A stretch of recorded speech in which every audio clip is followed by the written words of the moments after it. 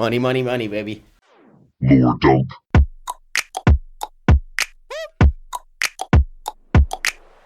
I've officially declared that, I think Bontan are going to be the new official uniform of Lore Dump. We're gonna be grooving. We're gonna be rocking. Let's go. Here we go. Hey, welcome to Lore Dump. We're back. This is the show where we take somebody who What do we do? Oh, it's been so long. We've had a long pause. Do I remember how our opening was? Where we take somebody who hasn't experienced a game or game franchise and we walk them through it. I'm joined here today by Neil. and Monty Xander. And I, of course, am your tormentor Chase. Give it to us. Dragging you through the muck and grime of Kamurocho. Feel like we've been doing this for 1,000,000 years and we're on number 2. Here we go. Number 2 of, oh god, including spin-off, what, 11? 12? I thought you said we weren't doing spin-offs. We'll be doing these forever! Adventure forever! Bontan is such a deep cut because on the note of how long we've been doing this, what is that? That's like Yakuza 0 Part 2 side quest. Yes. Jesus Christ. Yes. Exciting though. I'm glad you remember the side quests. I'm ingraining them deep into your psyche. Did I re-listen to all of the Yakuza episodes? Yes. I'm Do so I remember what proud happens? of you. No. Did I even listen to them? No. It's okay. All I remember is that we met a cast of colourful characters in Yakuza 0, and they all died in one. All of them, every single one of them died. Kiryu continues to not be in the Yakuza, really.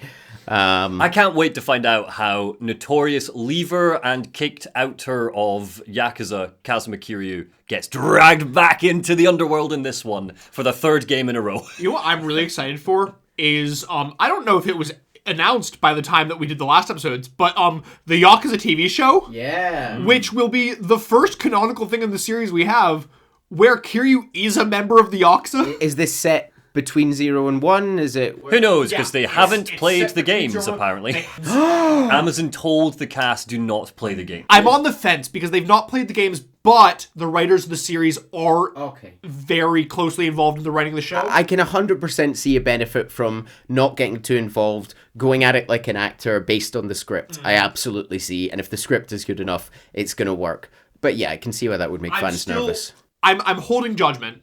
I'm still excited for it. Is that a pun? That wasn't, but it is now. There's a Yakuza universe game called Judgment, everyone. And they're fucking great, and one day we'll get to them in the far, far future of no time soon. Yes. Quick announcement on my part. So, basically, from this episode onwards, you'll have noticed that there was no episode last month. From this episode onwards, over the next kind of 6 months to a year, Lore Dump releases are going to be a wee bit funny because, big announcement, I am going to be a dad. Very exciting. Birth. Babby Humanus! But what that does mean I is that... can't wait to make the Babby play Demon Souls. Absolutely not. Continue with your child announcement. So, my child announcement. So, yes, we're having a baby. We're having a baby in November. And what that means is that right now, this room that we're in is at my house. It's the only one that's kind of soundproofed enough to make the audio sound decent. And recording a podcast with a screaming Wayne next door is going to be a very difficult process. So we're going to be just trying to find the time when we can. There might be episodes that you're waiting slightly longer for. The plan is still to try and stick to our monthly release schedule, and we've planned the rest of the year so that you get that. But it might just be a wee bit funny moving forwards. So just making that very crystal clear now, because we had so many comments on the latest Yakuza episode being like, "Where new episode?" This is why episode was delayed. So we're And you got an October release date for the baby? October release date? Release date. November. November release Yeah. date? Yeah, the Alan Wake 2 episode will be out before he's born, if everything goes to plan, touch wood. But yes, so anyway, sorry, Yakuza 2, I'm really excited for this one, because I don't care for Yakuza 0 after Lore Dump. I really, really, really loved Yakuza 1, and now I'm excited to see this one that you say is one of the best? This is... Ooh, so I've been re-ranking them in my head, and I think that this is probably my third favorite one. That's so interesting. Okay. It's right above 0. In terms of my S tiers, there are 2 that we have not gotten to yet. Then there is 2, and then there's 0. So 0 is the bottom of my S tiers. This is right above that, and then 1 is top of my not top. It's middle of my A tiers. You heard it here first, folks. Yakuza 0 is the worst Yakuza game. That's what I think they're saying 4th best. Bottom of the S tier is worst. And this is the last time we're going to have to suffer pretty outdated graphics, right? No! Yakuza 2, Kiwami 2 specifically, is on the Dragon engine, which is the current gen engine. Ooh. The Dragon engine. So we're actually going to get horrendous whiplash going into 3 later. 3. Where 3 suddenly whips back to not even remastered well, it's technically remastered. It doesn't look remastered. And we'll see that then. But how about a little poster? Whoa, what are we seeing here? Who is this? So we have Kazuma Kiryu with his shirt off, with his awesome tattoo. Now fully coloured. And we have Albert Wesker from the Resident Evil series staring very angrily into the camera. He's got a big, nasty villain scar over his mouth. He looks like the villain. And that is all the information we're getting from this one. It's just these 2 characters. You can see the Kamurocho arc, so clearly it takes place in Kamurocho. Yes, this one's in Kamurocho. It's in Kamurocho! This place we've never been to before. Yeah. Where is Majima? Who's to say? Not everywhere, that's for sure. Majima everywhere, the best part of the series. He is, in fact, not everywhere. So where we left off, Kiryu left the Yakuza. He became chairman for like 5 minutes. For 5 minutes, immediately resigns. Immediately resigns, and his resignment is also him retiring from the Yakuza. Is that correct? Correct. So who's going to be the main character in this one? And who's the little girl that he adopts? What's her name? That was Haruka. Haruka Sawamura. Small child. And Uncle Kaz has essentially adopted her. Cool. He's like, I'm gonna leave the Yakuza so I can, raise up Haruka right. I'm just now got a mental countdown before how long I think this franchise will make her pick up a gun. Well, she had that was how we introduced to her. Oh yeah. Was her with a gun. Oh, well, I guess. Doesn't fuck around. Cool. Okay, that's fine. Let's do it. I'm excited. Cool. So let's get right into it. Yakuza Kiwami 2, Chapter 1, Letter of Blood. Oh no. We start early 1980s, Kamurocho, Tokyo. The night buzzing. Folks out dancing at the disco. We're having a groovy time. It's great. A man with a long coat walks along the side of a building, leaving through an exit into a back alley. He approaches another door, pulling a gun to the ready as he grips the handle. So he pulls a gun to the ready, grips the handle, and opens the door slowly. He bursts through the door, gun at the ready, scanning the room. He heads silently through the halls with trained caution. Gunshots echo out from deeper into the building. He hides behind a wall as a man runs into it, not getting far before another gunshot takes him to the ground. He attempts to crawl backwards away on the ground as his assailant walks into view. Shintaro Kazuma. Boo. Who is Shintaro? Oh, he's the cousin. That's how we've been thinking of him. He was the lieutenant of... The cousin? That's Kazuma. That's Kiryu's dad. Kazuma. Oh, we hated Kazuma. He's dead in present day. He is dead in present Also, day. it's the 1980s, so that means that Kuze is probably about. Yeah, Kuze! Yeah, not dead yet, or in jail, or wherever he is. Okay, sorry. So Kazuma, Shintaro Kazuma, not Kuze. Kazuma is about. He's a hitman. He's doing his thing. He's doing his hitman thing. Killing all those Chinese fools. Sorry. Yeah, he did do that. He did do that. It's not what he's doing now. The man peeks out from behind the wall, catching both the injured man and Kazuma's attention. Kazuma quickly uses this to his advantage, shooting the man several more times into the chest. He struggles out in Korean. "You lying dog. Though I die, we'll live on." And then he falls to the ground. Kazuma looks down at the soon-to-be dead man and walks away. Our man from the alley runs up to the man, grabbing his head, helping him sit up. "Hey, stay with me." The man points down the hall. "My child, I beg," and he dies in the man's arms. Alley man sprints down the hall in the sprints down the hall in the direction the man pointed, running up a flight of stairs to find the upper floor engulfed in flames. He breaks down each door, trying to find the child, finally coming across a woman with a child in her arms. Is that Kiryu in her hands? Baby Kiryu. It's baby Kiryu, yeah.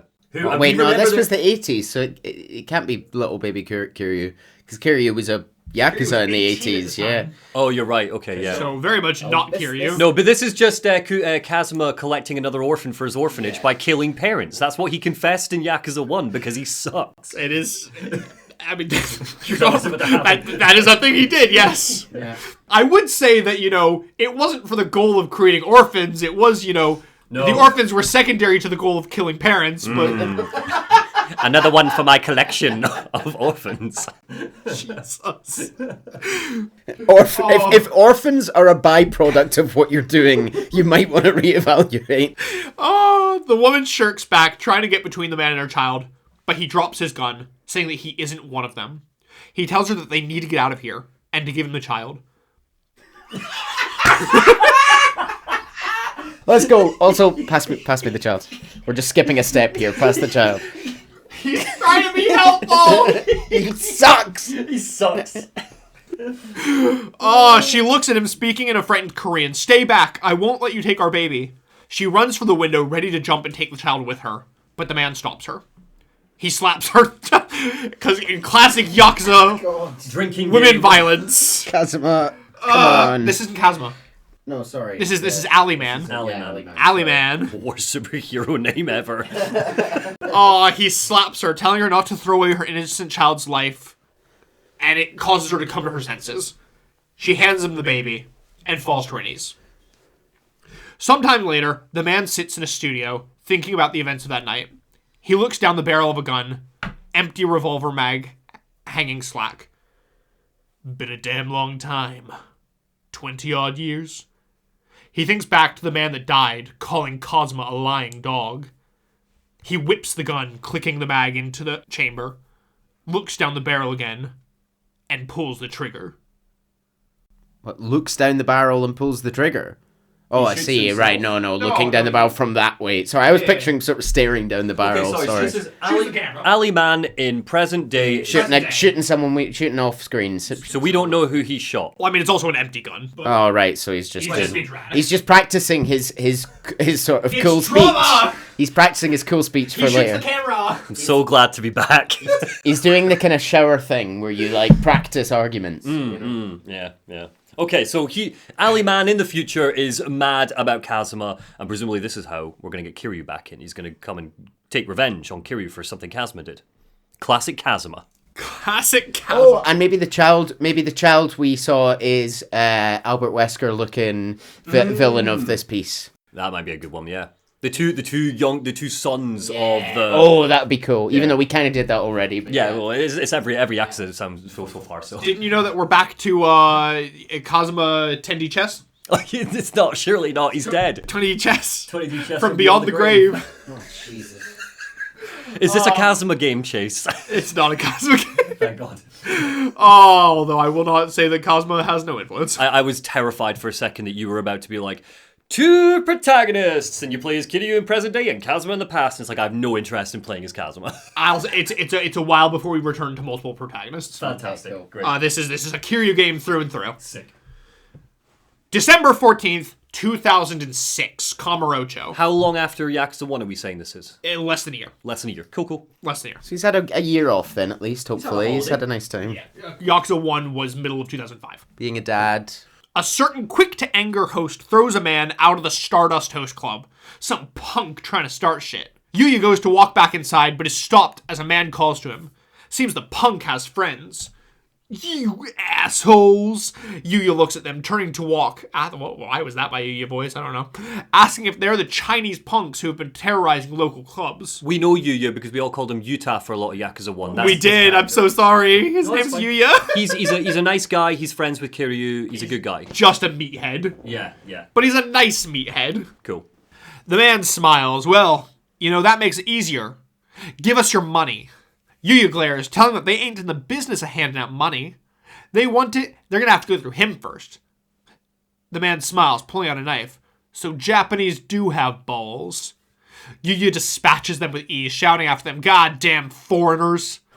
We're not handing over this town to the likes of you." God, yeah, come on. I mean, that guy was just openly racist to him first. Yeah, no, but you don't reply racism with racism. That's not okay.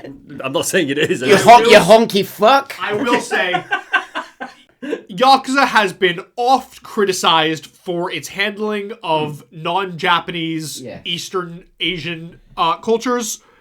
Yakuza 2 is oft cited as the worst one for it. I mean, I have no qualms with racist characters being racist to each other in a story. Like, if that's just... Yeah, but no, you can't then hold up the flag for Yuya when he's like, Mr. Get out of my country. Again, these guys came up and was like, you're Japanese, so therefore you have no balls. And so you think then, oh yeah, it's all of you are like that, isn't it? Like, let's get out of my country. I just don't think it's right to just sit and be like, oh, like, get this guy done on racism charges. There's just... called him a prick. It's just too... I will say, this is not the specific part that it starts getting bad. That comes later. I was gonna say, this is whatever. This is just a random fight. But anyhow. So, he picks up the man's knife, saying how this town's really going to the dogs. Another host asks if he thinks that things are going to go down like last year. Yuya sure hopes not. But he really misses Kiryu-san. Oh, me too. Where is he? We zoom over to the Millennium Tower. To a plush penthouse office. The newly relocated office of the new patriarch of the Kazuma family, Osamu Kashiwagi. Kashiwagi, that's the cousin. That's the cousin character. Cool. That's cousin. Yeah. This is a dope shot. Like zooms in from like the outside of the tower into, and he's just sat there smoking a cigar, cool, like in like his penthouse office. It's sick. He's always been a bit of a cool cucumber. We haven't learned much about him, but he keeps popping. They have elevated. They went from like their office was like look kind of like the office we're in here, and now they're in like. Ooh. But now it's good. Now it's good. Unlike your shitty home, Monty. Scar. Where did he get that scar? Have we witnessed that and I've forgotten? Does it matter? Did he have... I don't remember him with the scar in Yakuza 1, but... he did have it in Yakuza 1. I'm just going to start taking notes. Yeah, you got the notebook? Yeah. Anyhow. One of the Kazuma family men runs in, reporting the incident at Stardust. The man asks if he wants to poach some boys, but Kashiwagi tells him to leave it. No telling what spark could ignite a war. The man asks if Konsai is really about to march on Kanto, with Kashiwagi replying that one of the Omi's 4 kings, Terada, now stands atop the Tojo. Why does Terada ring a bell? Terada was the Omi guy who was working alongside Kazuma in Yakuza 1. Yes. And he's the one who, at the end, Kiryu assigned to be the new chairman after he stepped down. So he's the new chairman of the Tojo clan. He is now the 5th chairman. Okay. And no longer in the Omi alliance? No, he's defected from the Omi to stand atop the Tojo. Because the Omi is the rival organization to the Tojo. Yeah, they're the Kansai ones. Cool. Yeah, it's been a while. We're just getting back to it. But yeah, Kashiwagi doubts that the Omi are very happy that, he's now on top of the Tojo. Any misstep could ignite a war. He tells his man to make sure that every man understands no one so much as blinks without his say-so. Cool. He gets up, going to look out the window down at his city. Do we strike first or bait the attack? Kiryu, how would you handle it? You're very qualified for the 5 minutes you were here. Kiryu, that very well-known leader. Several floors below Kashiwagi, a man is on the phone saying that it's been over 20 years they've been waiting for it. The man on the phone tells him to skip the history lesson and get the fireworks ready. Patience, man. This is for all the guys they took out. We've been biding our time, waiting for the opportune moment. The man over the phone tells him to keep the pet talk to himself before someone else hears it. But relax, he's a professional. No one notices the fly on the wall. The man on the phone tells him to be clear that he ain't one of his boys. They just have a mutual goal of wanting to see Kamurocho go up in flames. Once that's done, they're strangers. Yeah, just enjoy the show. He hangs up, saying that a sea of fire isn't enough to put the souls of those who died in vain to rest. I'm curious to know if this man is Chinese, because He's Korean. Korean, you said. Sorry, I missed that. Okay. Yeah, he speaks in Korean. Or they do a weird thing with some of the Korean characters where it's meant to be like a reveal that they're Korean, but they're like speaking Korean earlier in the game, and it's like, was this meant to be? Cool. Sorry. The reason why I'm asking is because I'm just trying to figure out who these random strange people are that are plotting from the chat. There are Chinese involved, but the Chinese are kind of just, as of right now, the only thing we know is that they are terrorizing the local clubs. Cool. It was Koreans at the start of the game in that flashback sequence, and he is Korean. Cool. Elsewhere, Kiryu Kazuma Finally. is plagued by nightmares. Aww. He sees the final moments of his loved ones play out in his mind, seeing Nishikiyama pull the trigger on the bomb. A gunshot fires in his mind as he jolts up in bed, Well, at least breathing heavily. he's getting a constant reminder to never ever go back to that life. Yeah. Just a dream. What's with that look on your face? Comes a girl's voice in the door. Haruka. Yay. She's ready to go, flowers in arm. They're visiting their graves today. Aw. Uncle Kaz, are you hungry? I'll make us some breakfast. Kiryu smiles, the tension washing from his face. Thanks. I'll help you out. Good guy, Kiryu. Yeah, you make breakfast for the child. They arrive. You drive. Hold on. You drive. You fill her up on the way. Is this game opened with what seems to have been like a 25-minute long cutscene and Kiryu walking around a graveyard? Yes. Is that how we're kicking off gameplay-wise? Yes. Fucking hell. Look, fair enough. It doesn't matter for a lore dump. It's just... It's also a bit of a recap one because you just walk up to each grave to basically recap who the characters are. Almost every Yakuza game starts like this. Oh. Walking up to graves to recap who the old characters are. Oh, that's Handy, I get that. Yeah, I like it as a trope. That's how FIFA starts nowadays, weirdly enough. Walking around a cemetery. Yeah.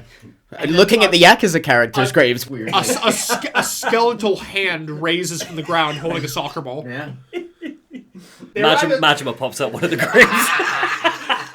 Zombie Majima. Zombie Majima. They arrive at a cemetery. It's been a year since the passing of their loved ones. They visit the graves, lighting incense and talking to the deceased. And can you all recap on specifically who Nishiki, Yumi, and Ozma are? Nishiki is Kiryu's best friend from his old days in the orphanage as a young child. Best friends forever, very suave, very smooth. Yakuza 1, Kiryu went to jail for a crime that Nishiki committed, crime of passion, and when he got out, Nishiki basically turned to the dark side and just started plotting and blew himself up. And it was a self-sacrifice moment to blow himself up. He kind of came back around in the very last moments. Last moment of attempted redemption there to stop Haruka's father, who was a government official who was an evil last minute. Remembering it all. I don't remember the name of her dad, but I guess it really doesn't matter. I completely forget. Not important, that's fine. Yumi was... There. Yumi's in 0, right? No. And just in 1. She's missing from 0. I She's think you're bizarrely... thinking of No, Yumi's missing from 0, which is weird because you don't know why. But she's the actually third. underage. She's the third member of their kind of trio of friends originally. She was in love with Nishiki. No, Nishiki was in love with her, but she was in love with Kiryu. With Kiryu, that's right. And Dead 2. Yeah. And the last one was... What was your third person there, Chase? Go back. More. Haruka. Oh yeah, Haruka's mum and aunt. That's all. Haruka's mum and auntie at one point. Depending how she's feeling. And then lastly we had, who did you say? Kazuma. Kazuma, worst guy. Kiryu's adopted father, massacred women and children, killed a whole bunch of Chinese people way back in the day. Old patriarch of the... He doesn't hate Chinese people. old patriarch of the Kazuma Just did a clan. job. Yeah. Kiryu And the world's most efficient orphan factory. Yeah. And in his dying moments, Kiryu screamed into the rain that he was his true father, which we hated. Yeah. But it's whatever. I think about 5 minutes earlier we said, swear to Don't God do if this, he says you were my dad all along. And he always seems to have some weird Machiavellian plan. But now he is dead, so we don't But have to are worry his about plans? it. Yeah. So yeah. A number of cars pull up, and out steps the Tojo clan's 5th chairman, Yukio Terada. Terada has put on weight since... That is exactly what he looked like in 1. He looks just the same. I thought he was a little bald man. No, I don't know who you're thinking of. Oh, no idea. Okay, cool. He tells the men that he's with that he's going alone. They protest, saying that he'll be open to a Konsai attack. This is hollowed ground. They wouldn't be so crass as to stain this place with more death. They say that Captain Kashiwagi told them to keep him guarded, but he insists, saying that this conversation is private. They bow, allowing him to go, but they prepare their weapons anyhow. Kiryu and Haruka kneel at Yumi and Cosmo's graves. Haruka telling Yumi how she's learned to cook and clean. Living with Uncle Kaz is really fun. I've got to do everything. I've had to learn how to fucking cook and clean. That lazy shit doesn't get out of bed till 11. I drove here. Mom, we're behind on rent. I had to get a job. He just plays Pocket Circuit Fighter all day. He has no social skills. He's never learned. Oh, Jesus. We're only 1 page in. Oh, God. How many pages is this one? Actually, don't bother. It's fine. I don't want to know. Kiryu tells Cosmo that he doesn't really know why he's the only one that survived, but now that he's a real civilian, he's planning on bringing up Haruka right. Is he? Let's see how long that lasts. I don't know where you guys have got it in her head that she does all the cooking and cleaning. Because her first line in this... Can I get you breakfast? She was being nice! Yeah, but his response was, I will help you, not, don't worry, And then Haruka. she said to her mum, I've learned how to do cooking and cleaning. I'm 8. He's not taking me to school. Oh, Jesus. I think as well because we've ascribed Kiryu with this sort of Goku level intelligence. Yes, and, yes. And maybe at the same time the dad skills of Goku. So Terada's here to speak to Kiryu at this hologram, this graveyard site. Why? Yes. Why? Is Kiryu's response... getting there! Okay. Is Kiryu's response just leave me alone, please? No! Sorry. I'm not. Fourth chairman, Terada calls out to him. Kiryu tries to get him to drop the title. He's a civilian now. Terada tells Kiryu that he plans to swear an oath with Chairman Goda of the Omi Alliance in order to avoid an all-out war. Makes sense. Kiryu asks if the dojo is really in that dire straits. Seems the infrastructure is still in shambles after last year. If there's a war, blood will spill, and the Tojo clan will be devoured by the Omi Alliance. Kiryu thinks that it's hard to imagine the Omi coming to the table. Chairman Goda has all the leverage here. Kiryu takes Haruka's hand, leading her out of the cemetery, telling Terada that he's the 5th chairman. Kiryu's retired. It's not his place to interfere. Yeah, deal with it. Terada bows deeply to Kiryu, begging him to give him guidance. But then, a gunshot.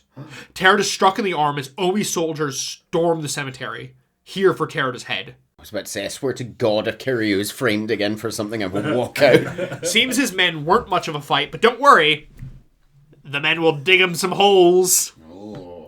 Kiryu tells Terada to take Haruka and run. He has a combat tutorial to get on with. Oh. Go. Welcome to the beauty of Dragon Engine combat, which is kind of shit compared to Yakuza Zero's combat. I'm not gonna lie. But it looks really pretty. It looks really pretty. It's really basic and it feels really slow. Oh. It gets better in later games. Specifically, Judgment is in the Dragon Engine, and the combat is the best the series has ever been. The combat is so fucking good in Judgment. Don't forget, you're talking to an expert. I think I played about 90 minutes of Yakuza 0. I think from memory, I felt like I wasn't locked on to the people I was fighting. Like, it didn't feel like it felt a bit directionless. Is that right? That you don't really lock on to the people you're fighting? You're sort of just swinging around? Maybe I'm just... To get back to the lore for a sec. Yeah. So the Omi have just declared war. That's what this is. They've just tried to assassinate the chairman in broad daylight. Yeah, pretty much. The 4th or 5th. So this is war then? Seems it. Like, this is pretty big. Okay, cool. Kiryu goes to Terada, but he's fine, just a flesh wound. But a stray Omi runs up, shooting at Kiryu. Terada jumps in the way, taking a bullet to the chest. Kiryu rushes to his aid as the shooter runs away. Terada pulls out a wrapped note asking Kiryu to take it to Chairman Goda. A wrapped note. Oh, I see, He, yeah. shakily pulls it from his bloody... It's the letter of blood, the title of the... Yeah. We're cut from a different cloth, Kiryu-san. Perhaps this is what's best for the Tojo clan. Please, do this. Terada falls limp. Oh, God. You've been chairman for 6 months, mate. Are you joking? Dead guy wish. Damn it. Got to do it now. Nah, sack this. Post it. Just post it. Kiryu hurriedly calls an ambulance, which quickly rushes Terada towards the hospital, but unfortunately, before they can make it, a solid beep from the heart monitor. The paramedic apologizes, saying that the autopsy will be more specific. I think we know how he died. Does Kiryu just go, there's 3 bullet holes in his chest? But he'll put the cause of death as blood loss. Okay. Fine. Haruka looks at Kiryu, saying that How did he die? This must just be the way that Kiryu thinks everyone dies. Sorry, continue. Haruka looks up at Kiryu, saying that she can stay at Sunflower for a while. Oh, God! No, do not put her in the murder orphanage. Christ on a bike. He's got a job he needs to do, right? God, somebody from social services needs to get involved. But once it's over, come back for me, okay? Kiryu looks at the bloodstained letter in his hands, nodding. Wait, why, I thought you are out. Why are you risking it all to like, protect the... Because dead men wish! Yeah, but 5 minutes ago he walked away because he didn't care what happened to the... Yeah, but then Terada died! Yeah, but he Yeah, doesn't he know doesn't really have- Terada. yeah, he doesn't He have only much met of a him for 5 relationship. minutes before he retired. I am more baffled at the fact that after 6 months of being chairman, Terada's gone, I'm not doing a very good job, lads. Better go and ask famous leader Kazuma Kiryu. It's more self-awareness than most of the people we've worked for when we were working in hospitality had. I am not doing a great job at this. But Terada now dead, so I need to... Right, I've crossed him out of my I notebook. was quite looking forward to getting to know him. Kiryu takes the note to Tojo Clan HQ, delivering it to the new acting chairwoman and widow of his former patriarch, Yayoi Dojima. Oh, he spoke to her at the end of Yakuza 1. Zero. Was it the end of 0? No, it was one. Yeah. He showed up and basically was like, yo, I didn't kill him, by the way. She's like, I don't Well- care, I hate you. He neither confirmed or denied at the time. He's like, I need to deal with Nishiki. Once I have, I will tell you everything. Okay, so Dojima's widow is now the acting chairwoman. She is also, One of oh my god, should have just been the chairwoman for the entirety of the series. She is the most competent leader that the Tojo has in any of these games, and I do not understand why she's not. I find it so interesting that because the Yakuza have never struck me as a particularly forward-thinking or progressive organization, so to have Dojima's widow be the acting chairwoman now. I think it's also a bit of a sign that that's the kind of level of shambles the organization. Oh, I see. Like, she is an incredibly powerful woman, being the widowed patriarch. But they would never have let it happen Of- in the of- 80s. Yeah, like, you're very right that it's a very patriarchal society, and under normal circumstances, she wouldn't have. Even though she is very realistically the most qualified for this job.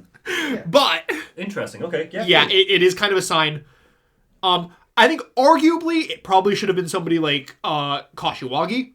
Frankly, I don't know why it's not Kashiwagi.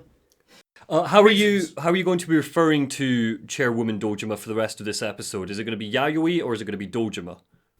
Dojima, that's fine, just so I know. So anytime you're saying Dojima now, we're not talking about dead old man Dojima. I'll probably say like Chairwoman Dojima. Cool, that's fine, it's just so I'm right. But yeah. So, yeah, no, dead Dojima really has basically no importance anymore. Okay. Perfect, good. So the officers present are furious at the letter, which this letter is, it's basically the letter to Chairman Goda to say, I want an alliance. Yeah, okay. So the officers present are furious. Surely they aren't going to ask Konsai to just be friends after they just offed the chairman. Yeah. Everyone has differing opinions over how to handle it. Dojima silences them with a word, looking to Kiryu. So you're going to Konsai, yes? Well, he promised the 5th chairman. He looks to Dojima, asking for her permission to go. Because apparently a civilian needs a Yakuza chairwoman's permission to go. What's Konsai? Sorry, is a location, a person? Konsai is the region. It's over in the west. Specifically, we're going to Sotenbori. Oh, okay. It's Omi territory. Omi territory. So we're not in Kamurocho for this game, are we? Or do we flip between the two cities? We'll flip between them. Cool, okay. But so This technically was the first game of the series where Sotenbori appeared. Oh, of course, because Yakuza 0 technically came later. So this was the first Sotenbori game, technically. Okay. It's got a smaller Sotenbori as a result, which sucks, but it's got a very pretty one in this game. Sotenbori looks so fucking good in Dragon Engine. He looks at Dojima, asking for her permission to go. He wants to avoid all-out war. He knows that they likely won't bite, but this was Terada's last request. She looks hard at him. One slip-up and you're dead. He's aware. And she asks if he's looking to trade Chairman Goda's life for his own. That just depends on his response. She gets up, asking Kiryu if he's still trying to atone for Dojima's murder. no. How do I tell you this? Wasn't that Nishikiyama's duty? It's not his burden to bear, but no. Kiryu was Nishiki's lifelong brother, any debts of Nishki's are his to pay now. Shut That's not how up, that man. works. Stop putting yourself in the shit. If Neil, you killed somebody, like, and then someone was like, and then you died, I wouldn't pay penance for your murder. That's just not how. I mean, again, it's all Yakuza honor, and yeah, I'm just. They were sworn brothers! Sure. Dojima looks at him. Even if I said no, you'd go, right? Kiryu bows. A simple apology. She leaves it in Kiryu's hand and goes to walk away. The officers behind her go into an uproar, telling her to think this through. She grabs a katana from a stand behind the wall, swinging it in an arc, unsheathing it towards the men, and silencing them with no words. Pretty badass. She's a fucking she's one of the most badass characters in the series. This game has two of the most badass female characters in the series, and they both disappear after this game, and I hate it. Oh my god, do they both get killed off? That's gonna be fun. I hate it. Not enough people wield katanas in the Yakuza series, so immediately. That's because it's real life and they have guns. I don't care. I know in real life they have guns. The gameplay is all fisticuffs or breakdancing. Or guns. All the enemies have guns. Sure. But yeah, no, more katanas, please. This is why I like her. Dojima is the katana. Or rocket launchers. Sure. Yeah, no, she's like very traditional. Very, you know. Well, with the outfit, what's the name of the dress that she wears there? She's wearing a full kimono. A kimono. And like very traditionally styled hair and stuff. Very cool. So Kiryu's going to Sotenbori. Yeah. She points the sword at each of the men, telling them that Kiryu was risking his life for the Tojo. If any object, then they can come tell her, and her sword, now. The men put in line. Kiryu tells her that he needs to see one person before he leaves. Daigo Dojima! Oh no, it's the kid. It's the kid. Patriarch Dojima's son. Her son. I don't care for this kid, though. The way he sees it, the Road trip. The way he sees it, the Tojo just lost a pillar, and there's no other man who could help rebuild the Tojo. Didn't we kick his ass once? Yeah, when he was 10. Yeah, when he was 10, yes. Yeah. I've gotten some heat in the comments before. I detest Daigo in every game he appears in. Well, it felt like in Yakuza 0, he was purposefully characterized as a little annoying shit. It has been like 25 years, though, so maybe he's cool now? We'll see. Dojima asks if she can take that as his dying wish. If you want to take it that way. Oh. She tries to tell him that he's wrong. Daigo's not the boy he used to be. He did time 5 years ago while Kiryu was still in prison. Worked himself into a frenzy thinking that Kiryu had killed his dad, ultimately doing something stupid. Daigo made a move on Konsai and got busted for it. He's back in Kamurocho now, but all he does is drink and party, like a puppet cut from his strings. Well, Kiryu says, guess I just gotta see for myself. Why? I do not know. Yeah, why are you invested in the legitimately- dojo? Why are you now trying to rebuild the fucking Tojo again? Where's this come from? And also, why are we rebuilding it with Daigo fucking Dojima? Exactly. Surely you want Why are we not hyping up Yayoi? Yeah. I also feel like I definitely pronounced her name wrong. But oh well. Is Daigo Albert Wesker with a scar? Is he our blonde? No, that's the little baby we saw near the start, I think. Oh, okay. Kiryu heads back to Kamurocho, now remastered in glorious Dragon Engine. He manages to find a bartender being hassled by some punks, and after some combat tutorial in his way, he learns that he was going after some punk, Daigo Dojima, who didn't pay his tab. Daigo's off near the theater. He heads to Theater Square, where a woman runs up to him, begging for him to help her, with some goons who groped her. Another combat tutorial wouldn't hurt, right? Right, okay. But who are these guys anyway? Oh, they're Daigo Dojima's goons. Well, color me surprised. Anyway, Daigo's over at Club Shine, where she works. Settle in, Neil. We're going to be here for a while, I think. She'll take him. The hunt for Daigo Dojima. I might just sit here and disassociate for a while. You're wrong, because Kiryu heads over where he finds that punk-ass bitch mid-party. Yay. It's been a while. We need to talk. Daigo says nothing, letting his goons get up in Kiryu's face about who he think you trying to talk to Aniki like that, huh? What? Not nice to make a scene in an establishment, though.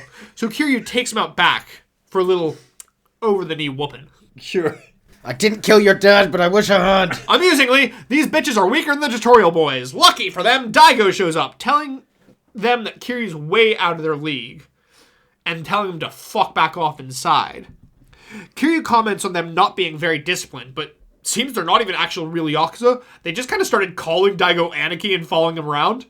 Kiryu chuckles, saying that Daigo's charisma always drew people to him, which I feel like we distinctly remember it actually driving people away from him, and everybody hated him the last time we saw him. I don't think he didn't have any friends. It just means that Yakuza 0, again, just didn't characterize his character properly. Sure, but Daigo's done with people. Oh, he's in this emo phase.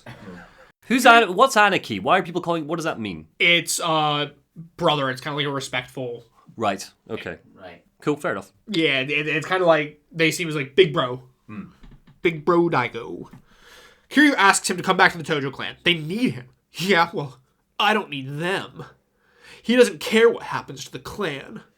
Kiryu tells him that he owes the clan a lot. He's only like he is today because of them. Stop trying to get young men into the Yakuza, Kiryu. This is what happened to you. Listen, Kiryu-san. You were the only guy I could trust. My fucking hero. What? But not anymore. The clan's been falling apart since Dad died, and now it's not even worth risking my ass to save. Kiryu tells him that he's right. It's not worth it. Yeah. But he has faith. No, why? Why do you care? Kiryu, this is bad. Listen to Daigo. Oh, wait. Faith in guys like Kazuma and Shimano. Faith in how strong... Legends of the game. Two of the notoriously worst characters in the entire franchise. Two evil men. Like, objectively two evil men. When does this positive masculinity you mentioned start? Faith in how strong the clan was under them and his father. If the clan's gonna make a comeback, it needs Daigo. Yeah, it needs men like Shimano, who you might... I don't know if you remember this chase, Lord Dumper, but Shimano had a torture chamber and he cut out Majima's eye. Bring back Majima. Majima will know what to do. Ridiculous. Stupid. But Daigo doesn't want to hear this shit from the guy that fucked it all up last year. But that's why he's fucking back, dude. He's taking responsibility. Kiryu punches Daigo in the jaw and knocks him to the ground. Well, how do you feel now? Waking up now?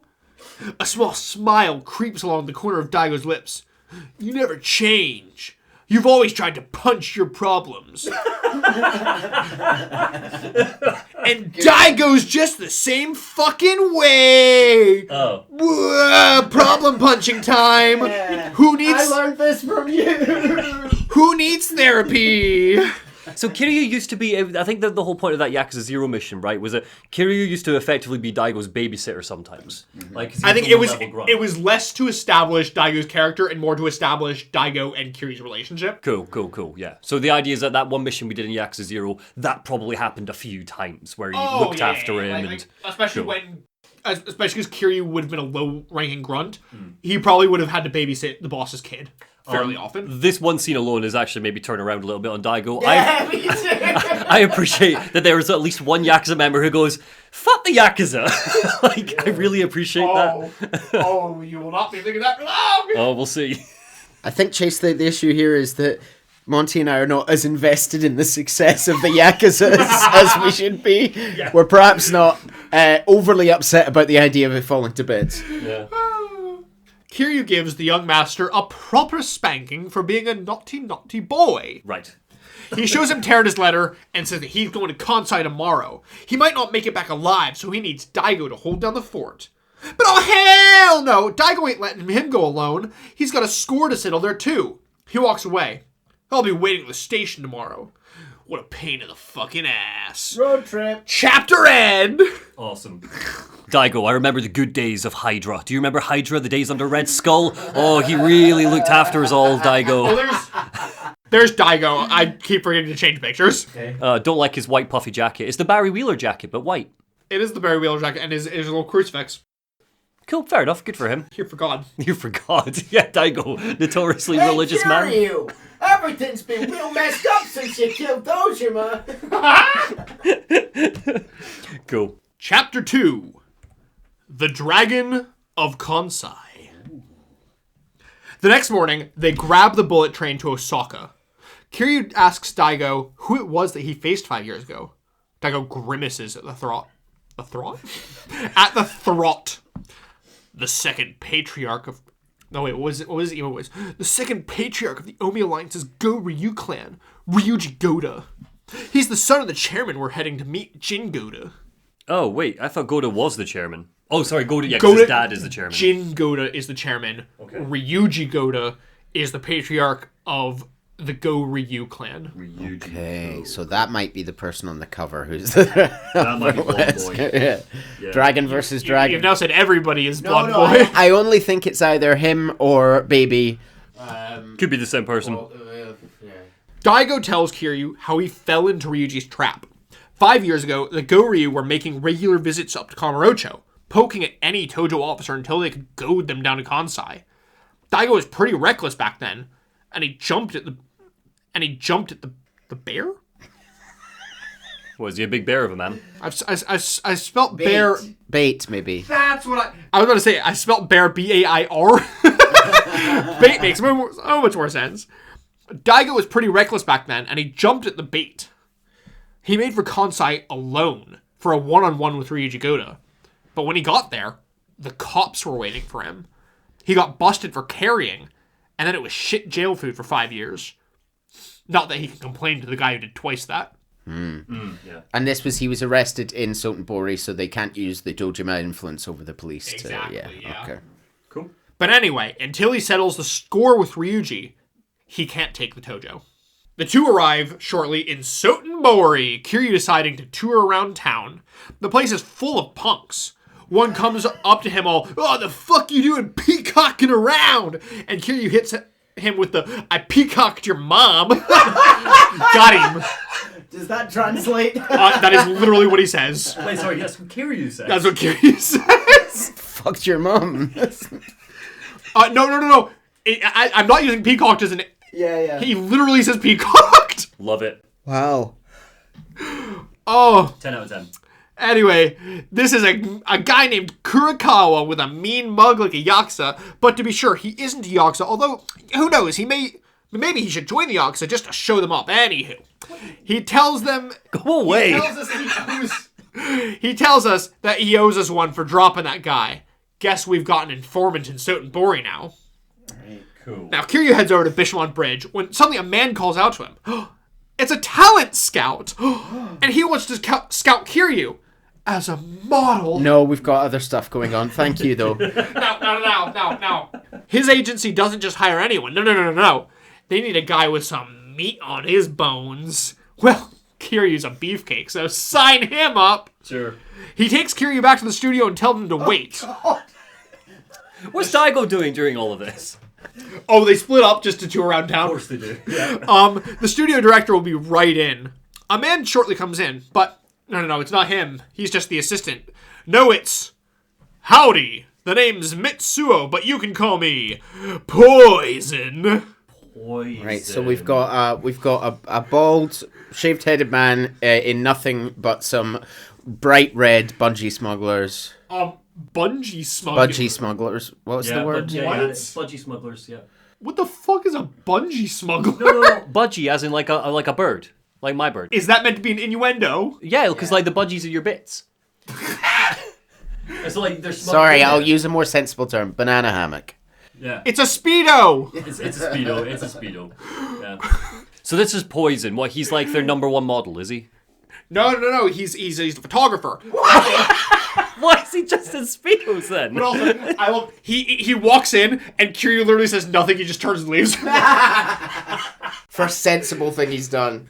But Poison's assistant, Mimura, tries to keep him, telling him that Poison is the shining star in the biz. But don't you dare stare at his perfect form for too long. It'll blind you. Why are we doing this? Why not? Because you know that we need side content to balance with the horrors of the main content. Yes, absolutely. And I will tell you, this is the darkest game so far. Is it? By miles. Yakuza 0 got well dark. Okay, cool. Right, keep going. Anyhow. What's Poison doing? What's he up to? No one's better at capturing the beauty of man. Well, I guess. Perfect! You've signed up. Now strip, pretty boy.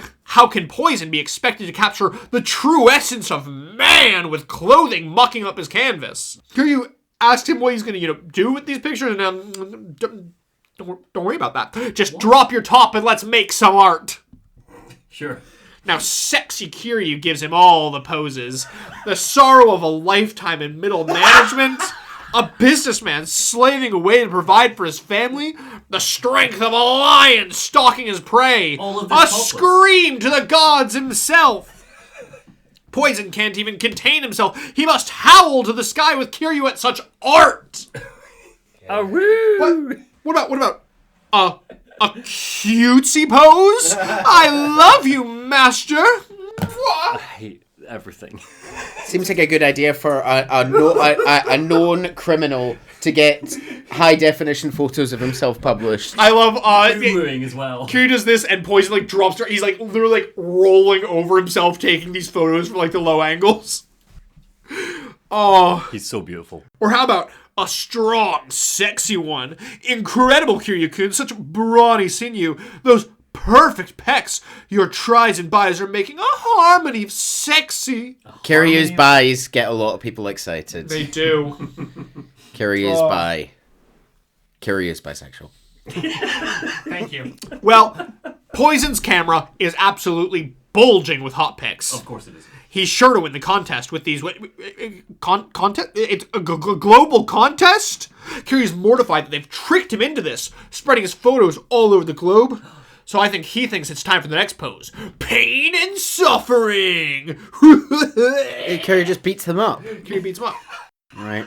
Because they tricked him. Okay, next. Finally, they learn the error of their ways, and Kiryu delivers the touching moral of our story. Making art is about freedom of expression. Right. So if your model isn't free, then you're missing the point entirely. Yeah, good message. Poison, seeing the error of his ways, asks Kiryu if he'll willingly model for him again. Maybe. But probably not. Do you remember when he had a gold statue of himself? That was funny. I do remember that. Is Pocket Racer in this game? Pocket Circuit Fire? He's not. Pocket Circuit Fire is not in this game. He's not in this game. What is the point? Sadly. Literally, what is the point? What is the point? You're right. Okay, next. We need to meet some new character. All the ones we liked are dead. Come on. And Pocket Circuit Fire was old and homeless last game, so... Kiryu turns to the street, where he walks by a man passing out tissues. Kiryu checks the advertising on them. It's for some dinky little club called the Cabaret Grand or something. Oh. But we've never heard of it. Must be new. Yeah. Okay. Oh well. Could use a drink. Might as well. Kiryu heads over, seeing a bit of a scuffle happening. Two men are arguing with a waiter about how they've been on the waiting list for 3 months for the VIP section, then some Yakuza-looking heavies busted in and just got it. We head back to Kirikawa, who tells us that he has this guy who takes care of butt bead. Hemorrhoids, he means. Well, the guy's nephew's teacher's sister's hubby's got this twin brother who plays mahjong with the Grand Zona. Well, tell you what, Kurikawa owes you one, so he'll put in a call to his butt guy, who will tell his nephew's teacher's sister's hubby's twin brother's mahjong friend. He calls his butt guy, and the butt guy has no clue who he is. What? How dare? Well, Kurikawa's got pics of him balls deep in some chick who ain't exactly his wife.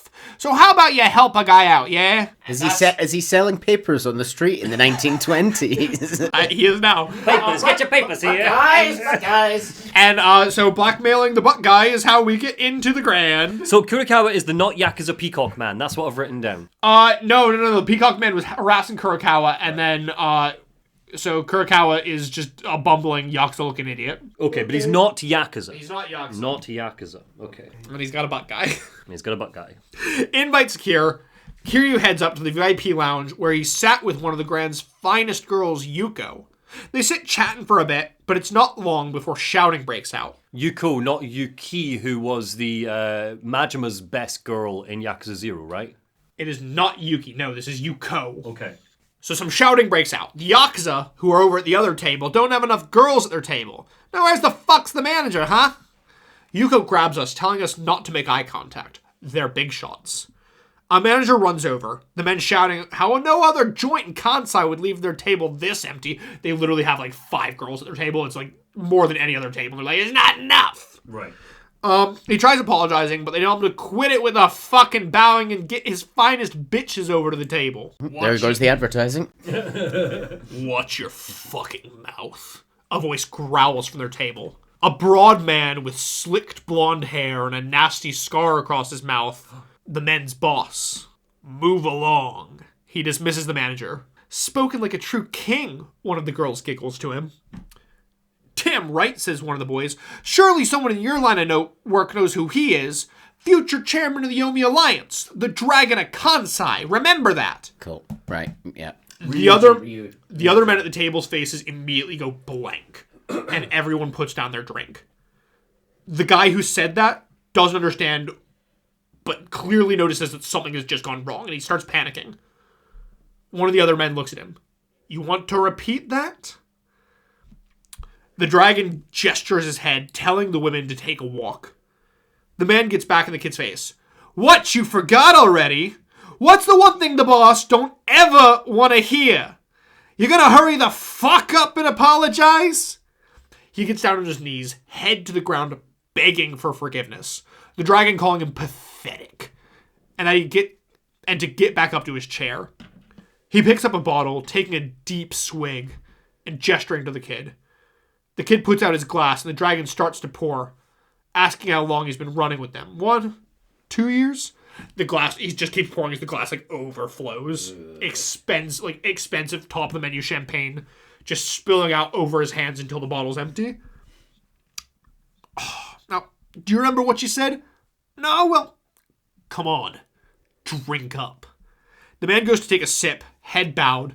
The dragon stands, smashing the champagne bottle against the man's head and picking him up by the throat, shoving the broken bottle in his face. Does that jog your memory? Fucking repeat it. The Dragon of Konsai.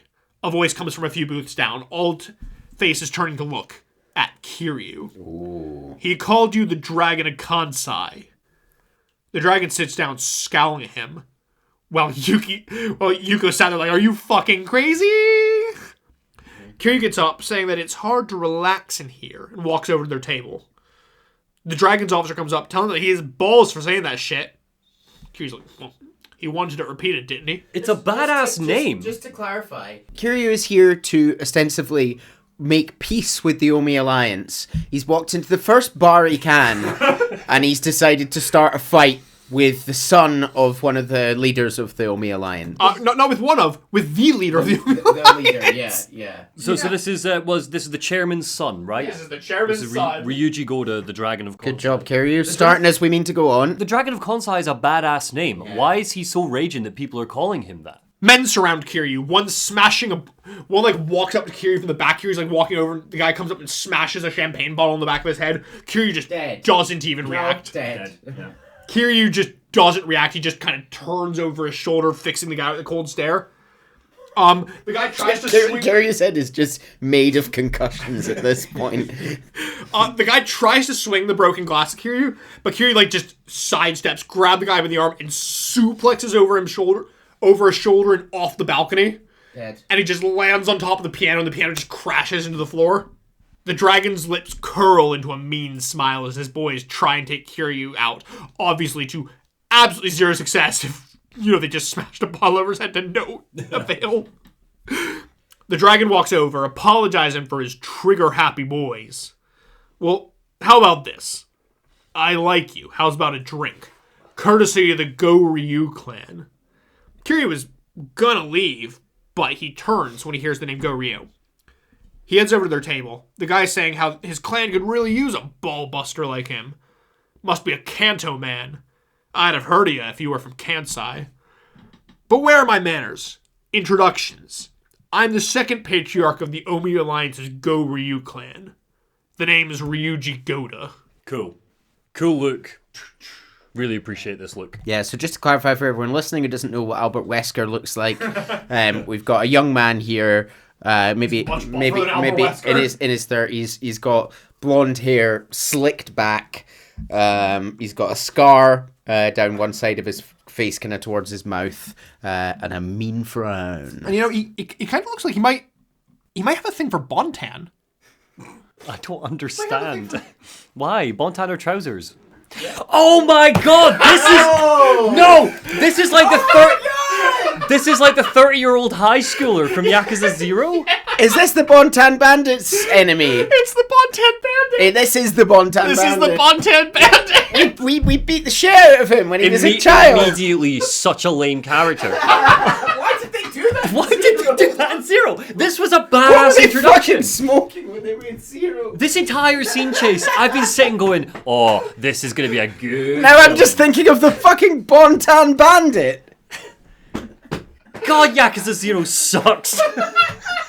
Ruins Daigo, a character that I actually quite like so far. Ruins Ryuji, People are gonna pretty cool villain. hate us. I don't care.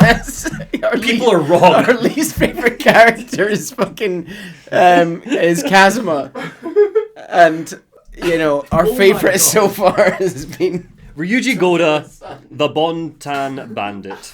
And remind me, so it was Majima. Majima dealt with the Bontan Bandit. Majima dealt with the Bontan Bandit. because there were school kids going, some perverts taking our trousers. I like to imagine we're only seeing him here from like. He's got Bontan on under the table. He's got like a suit jacket, just Bontan. Yeah, and when he leaves, Majima says, like, there's a dragon in the making. That's what he says, does right? say that, yeah. Yeah, okay, I understand. Yeah, goddamn, right, okay, well, look, just ignoring that Yakuza 0 exists, badass introduction. Very cool. And now you understand why I had to include the Bontan Bandit. Yes. Everything's for a reason. Oh. Can't wait to see when Poison becomes fucking head of the Dojima clan in the next game. Sorry, continue. Kiryu sits across from Ryuji, telling him his name. The men all recoil in shock. The Dragon of Dojima? You the Tojo clan's Kiryu Kazuma? Kiryu looks at them. Nope. Oh, well. No problem then. Ryuji roars with laughter. Not that you could be him anyway. If you were, no way you'd be sat there sipping drinks. You'd be busy getting ready for war. He points a finger gun at Kiryu. Pew, pew, pew. Fuck it. Why not fill you in, stranger? Know why I got mad back there? I hate being called the Dragon of Konsai. Why? Dragon itself, great. Tick. Big tick. But Konsai, a dragon doesn't know Konsai or Dojima. We only need one dragon in our world. Ain't room for more, wouldn't you say? Kiryu looks at him. Maybe so.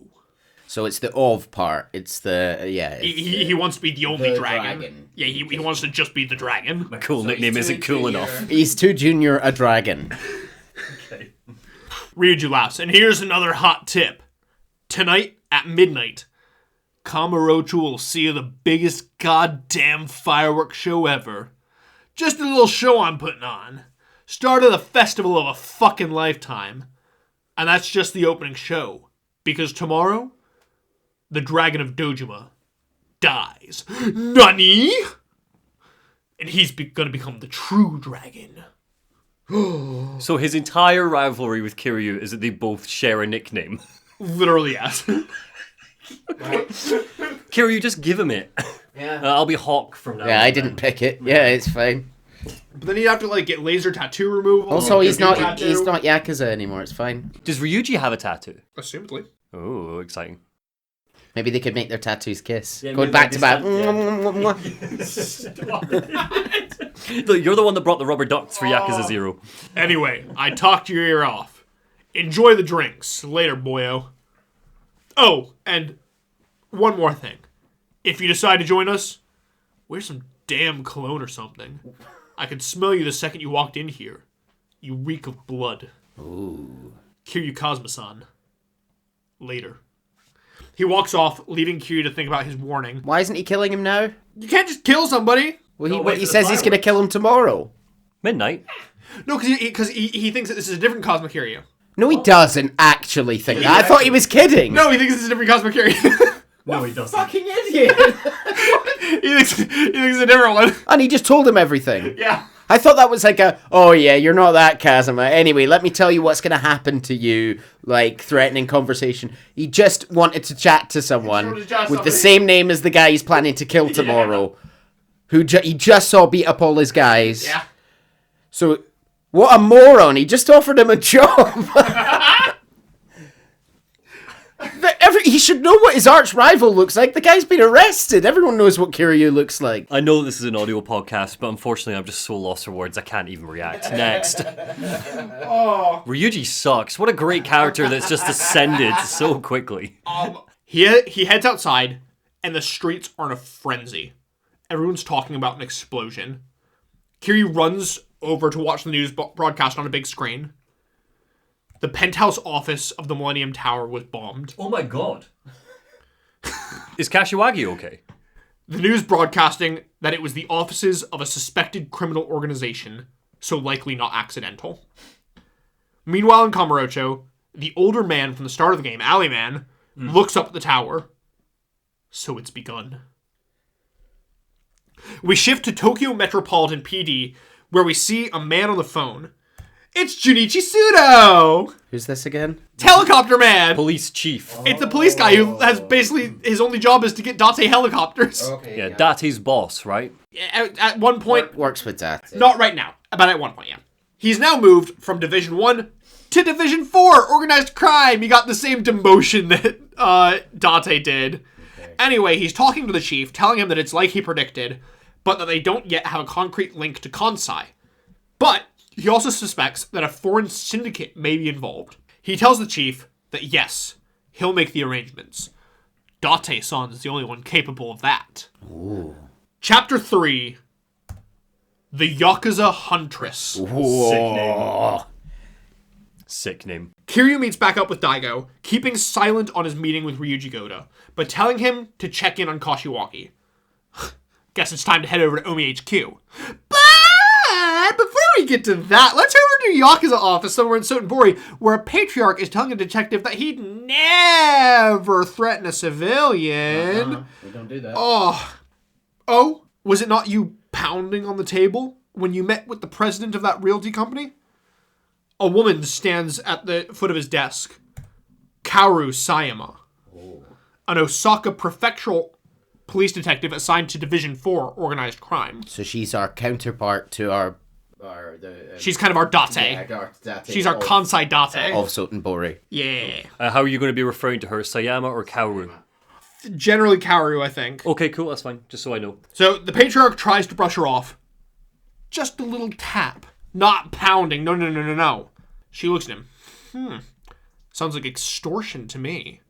She walks around the desk, picking a wooden sword off a stand on the wall. The patriarch tries to protest, saying that they're all just trumped up charges, but she has him flinging his second-string family's name around just to scare a civilian. Second-string family! He gets up in her face. And here I was trying to stay civil because you were a chick. She swings the sword and barely missing his head. A sword? Wooden sword that she just picked up off the wall. Sorry. Pay attention!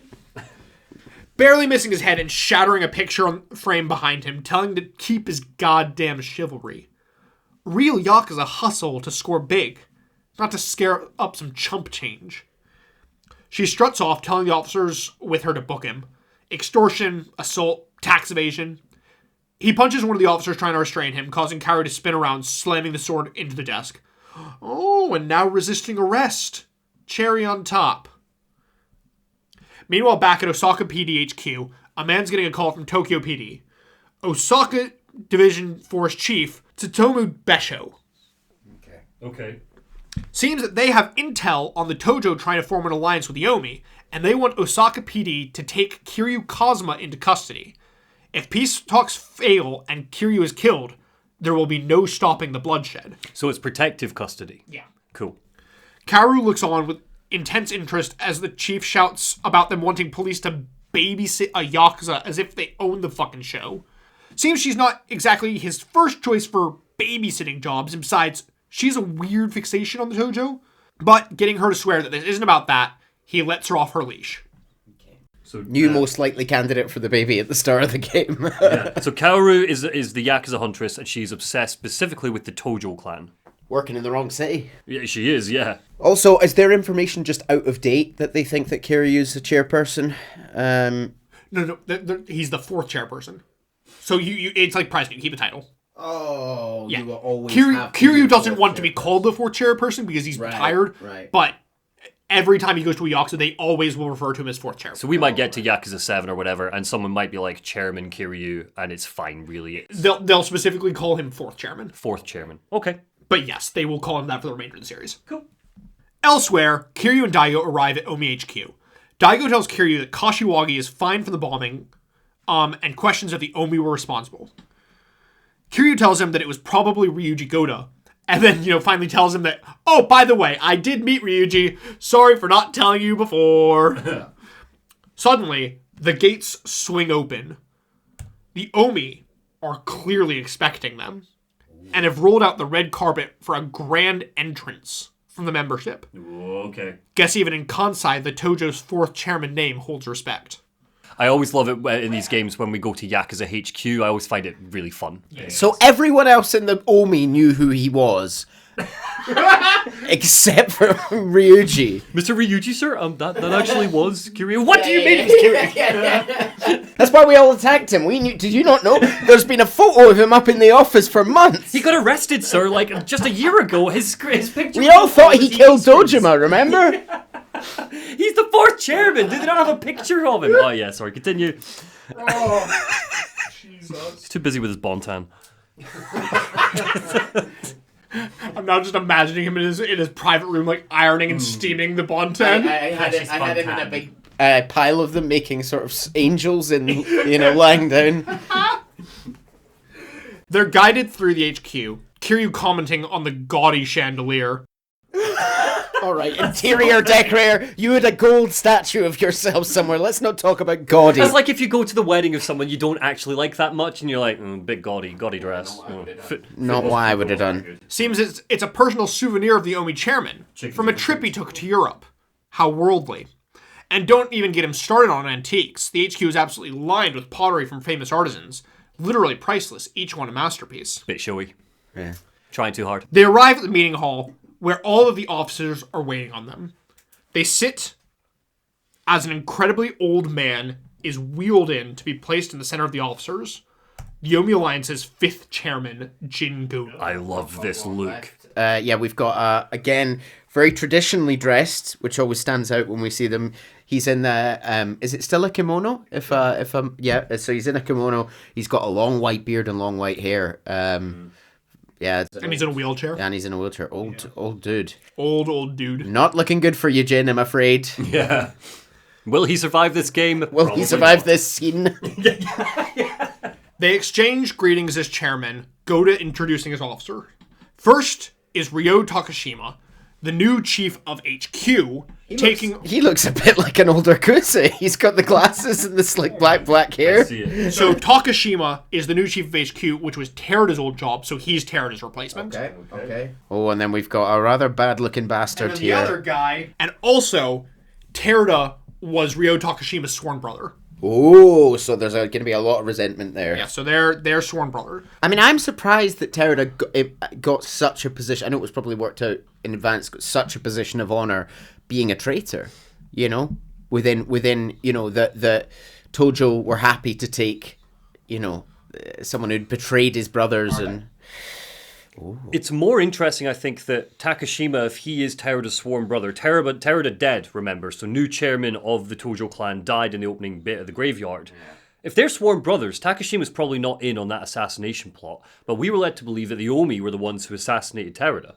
But I think is always the way with these games, you've got to assume there's a third party involved. Yeah. Behind the scenes, and the kind of great houses of Yakuza are almost being puppeted. Also remember that even with Yomi, there's all the various families vying for their own power. Right. With their own goals and their own motivations. So who's our third person on the screen here, Chase? I'll get there. So Takashima tells Kiryu that what happened to Teruda was unfortunate. Which ignites Daigo, who tries to stand shouting, saying how they killed him, but Kiryu just puts out a hand to stop him. Takashima tells him that yes, there is blood in the Omi's hands, but it was not the chairman's will. Another officer, Torinosuke Sengoku, throws a fan at Daigo. I hate this he's a little toad man. He looks, again, for anyone listening, he's got the big 1970s kind of Jimmy Savile glasses. He's got what looks Big like old sort of sideburns. big sideburns and a mustache. And yes, is rather cartoon toad. He also always kind of sits on a lean, and he always has a fan in his hand. He's always fanning himself. Set up, you're at a meeting. He's always like lounging. Yeah.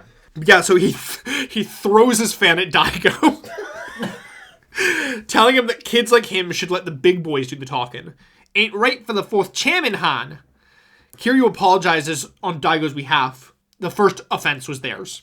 The chairman tries to apologize for the death, but Sengoku ain't having it, saying it's up to them to decide how to deal with their own traitors. Daigo's not here for it, because, didn't the Omi go behind Teruda's back a year ago to ally themselves with Jingu? Yeah.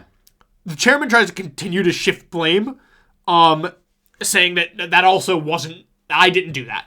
Not me. Doesn't seem like you have a lot of control. No, you have clearly lost control of the Omi Alliance. So Takashima takes over. This is seemingly a touchy subject for the chairman. You see, both of these events were independent events of the Go-Ryu clan, his son's family. Ooh. So the Go-Ryu were working their fingers even back in Yakuza 1. He can't control his son. Seems it. Sengoku doesn't give a shit, though, going to leave, saying that if they need money for Teruda's incense, he'd be happy to spare him a bill or two. As he leaves, Chairman Goda tells him that this, Sengoku's brazen display, is how the organization has fallen. 120 families, over 35,000 men. Far too large to control. Wow. Will wiser older men used like Takashima obey, hot-blooded youth like Ryuji and Sengoku wield an OG sigil as a weapon. Okay. Goda tells Kiryu that the East and West have fallen out of balance. The Tojo needs to rebuild, and only Kiryu can do it. Although the Omi will provide any assistance they can. Why can only Kiryu do it? Because only Kiryu can do it. Because he's the main character. I think that Takashima's behind this. And also, to be fair, because, let's be real, everybody else has shown incredible incompetence. I'm going to go out on a limb now and say that Takashima was behind the attack. I think that the game is obviously presenting us with these hot-headed, out-of-control youths who are ruining the family. Why can't you be more like my level-headed boy, Takashima, over here? It definitely makes me think it was him. Yeah. I would like to still know what Majima is doing while the Tojo clan is in ruins dealing with Omi stuff. What is Majima doing? Majima was still in the Yakuza when we finished Yakuza 1, right? Yeah, he's got the Majima family. He's got his own family. He didn't get They're a kicked huge out. family. They're like, yeah. Okay. Where's Majima? And he has legitimate ties to Omi, so this would be a really interesting... Majima's, Majming. Okay. He's behind it all. I like to imagine that he's at a water park on holiday for some reason. I just think... Kiryu hands him Teruda's dying letter for an equal alliance between East and West, to which Chairman Goda readily agrees, even going so far as to say that he'll personally make the trip to Tokyo. Wow. Before anything can be done... Yeah, so he's very old, very traditional. He's like, we're on different sides, but we need the balance across the nation as Yakuza. I will, work to fix things. Roll credits. So Kiryu's walked up and be like, yo, what's going on? Why did you assassinate our guy? And Goda's like, I'm handling it. Will you just go away? I'm trying to handle it right now. Coming in here dealing with this shit. Before anything can be done, though, the doors fly open. Men carrying weapons flood into the room, led from the rear by Ryuji Goda. About to kill his dad. Yeah, fair enough. Okay, yeah. So, guess you were the Dragon of Dojima after all, eh, Kiryu-han? I love that all it took to fool him was, no. No. Kiryu thinks the alliance is a shit idea. Omi should have a controlling stake here. Before he can do anything, though, Daigo gets up, getting between him and the chairman. He tries to swing at Ryuji, saying that they have unfinished business, but Ryuji just shoves him in the gut with the butt of his sword. Yeah. He's just got a sword in his hip, and he's just Yeah. I think in that fight, Daigo's losing every time. And Daigo just decks to the ground. Yeah, fair enough. I don't have time to remember every scrub. Sit down, you nobody. The men surround the officers, guns pointed at each one, especially the chairman. It's a coup. I feel a bit bad for his dad because, he's just trying so hard to maintain respect and tradition with this army of sort of out of control violence. And it's their fault, because it's a culture of violence. So he's partly to blame, but... I'd like to think that this rebellion started when Chairman Goda said that he would not make the official uniform of the Omi Bontan. Has Kiryu considered just trying, it's an old strategy, but trying going, actually, I'm not Kiryu. Try it again. Let's see what happens. And he might just go, oh, sorry. Oh, Or- my mistake. A good old-fashioned peace offering of Bontan. Here you go. Oh, this is all I wanted. Thank you, Kiryu. This is enough trouser for 2 people. Chairman Goda can't sign that alliance. He wants a war, and Kiryu's head on a platter is the main course. His men take the chairman away and swarm Kiryu. Absolute chump change. Dead in a second. Ryuji applauds him for his strength, but suddenly from left field, Daigo clocks him with a wide hook straight to the face. Oh, Daigo! He's got unfinished business, and Ryuji ain't ignoring him. Fight me! He sends Kiryu after the chairman, saying that he'll deal with Ryuji. So, his fucking funeral. Right. Kiryu blazes through Omi HQ after the chairman, decimating everyone in his path. He smashes them over the head with every bit of fine, priceless pottery he finds. It's probably worthless. Get that chandelier down here. Who's even in these days? He makes it to the lobby, noting a gaudy-ass chandelier. So, quick question. Have you ever heard of Phantom of the Opera? Because Kiryu dives from the balcony of the upper floor, grabbing onto the chandelier. He swings it in circles as he dodges a flurry of bullets from below before he drops down in a power fist to the face of one of the men below. The chandelier flies down onto the remaining men, and Kiryu makes his getaway outside. Love it. 10 out of 10. I was very much trying to plant flags before with being like, oh, a chandelier. Priceless part. You guys... No, we were enjoying We it. literally mentioned the chandelier. You called it. And I just also said was smash a enjoying it. chandelier on them. Sometimes we can just enjoy your descriptions, Chase. Yeah. We don't need to be cynics. We need cynicism. Anyhow, the chairman is in sight. Kiryu grabs a man's gun straight from his hand, knocking him out with the butt, and definitely non-lethally shooting him several times in the chest. Kiryu does not kill. Does not kill. Does not kill. Finally rescued, the chairman thanks Kiryu for saving an enemy, but Kiryu doesn't care about the East vs. West. He just saw somebody in trouble. Daigo finally catches up, but he's not looking hot. He just stumbles. He's like bruised. He's bleeding. Kiryu-san, that guy's a real tank. And he just like collapses. And we see like Ryuji like walk out from behind him. Okay, time to head back home. This did not work. Ryuji does not have a single fucking scratch on him. Yeah. He is doing fine. So great job, Daigo. Step 1, get back to Tojo and be like, yo, we just need to take out Ryuji. By the way, it didn't work. I'm back to retirement. Yeah. So he's like, punishment. You don't get to settle your grudge. Take the chairman, go to Tokyo. Get him to sign the alliance. Go. Ryuji looks at him. Just one more thing to do after I kill you, I guess. There can be only one dragon after all. Time to see who's the real one. Fight! He's a great fight. Do we lose this? No, you win this. Oh, Yeah, you fight him off. seems disappointing. You beat him off. that we beat him off in chapter 2 or 3. That feels How disappointing. about, like, does he just, like, knock him back, or does he, like, do we kick his ass? Do we beat him? He's pretty down, but he's not like, I will never get back up kind of guy. But he's like, you've won this battle, not the war kind of. That's alright, Kuze kept coming back. Yeah, but Kuze wasn't built up as the other... Oh, he was a dragon, actually, Kuze. Kuze did have a dragon. No, that was, There were so many shirtless men in that game. What's his name? Go back to your chapter 0 notes. I don't have any chapter 0 It notes. was other guy. I got the Munti notebook for Yakuza 1. It was other guy. Yeah, who had the dragon. That's fine. Ryuji defeated. No direct casualties from this attempted coup. Bad attempt, Ryuji. Yeah, well, Dragon of Konsai, more like Dragon of Schmonsai, am I right, lads? He gets a little, right hook to the face, a flying knee to the face. Kiryu's working that dragon style good today, but he won't take Ryuji out. He just had it out with Daigo, and Kiryu would never be able to abide a fair fight. An unfair fight. I guarantee that Ryuji's going to come back worse than ever, and all of this could have been avoided if Kiryu just shot him in the head here. Kiryu doesn't have a gun. Or stepped on his head. Ryuji still wants Kiryu dead, though. At least until he hears sirens.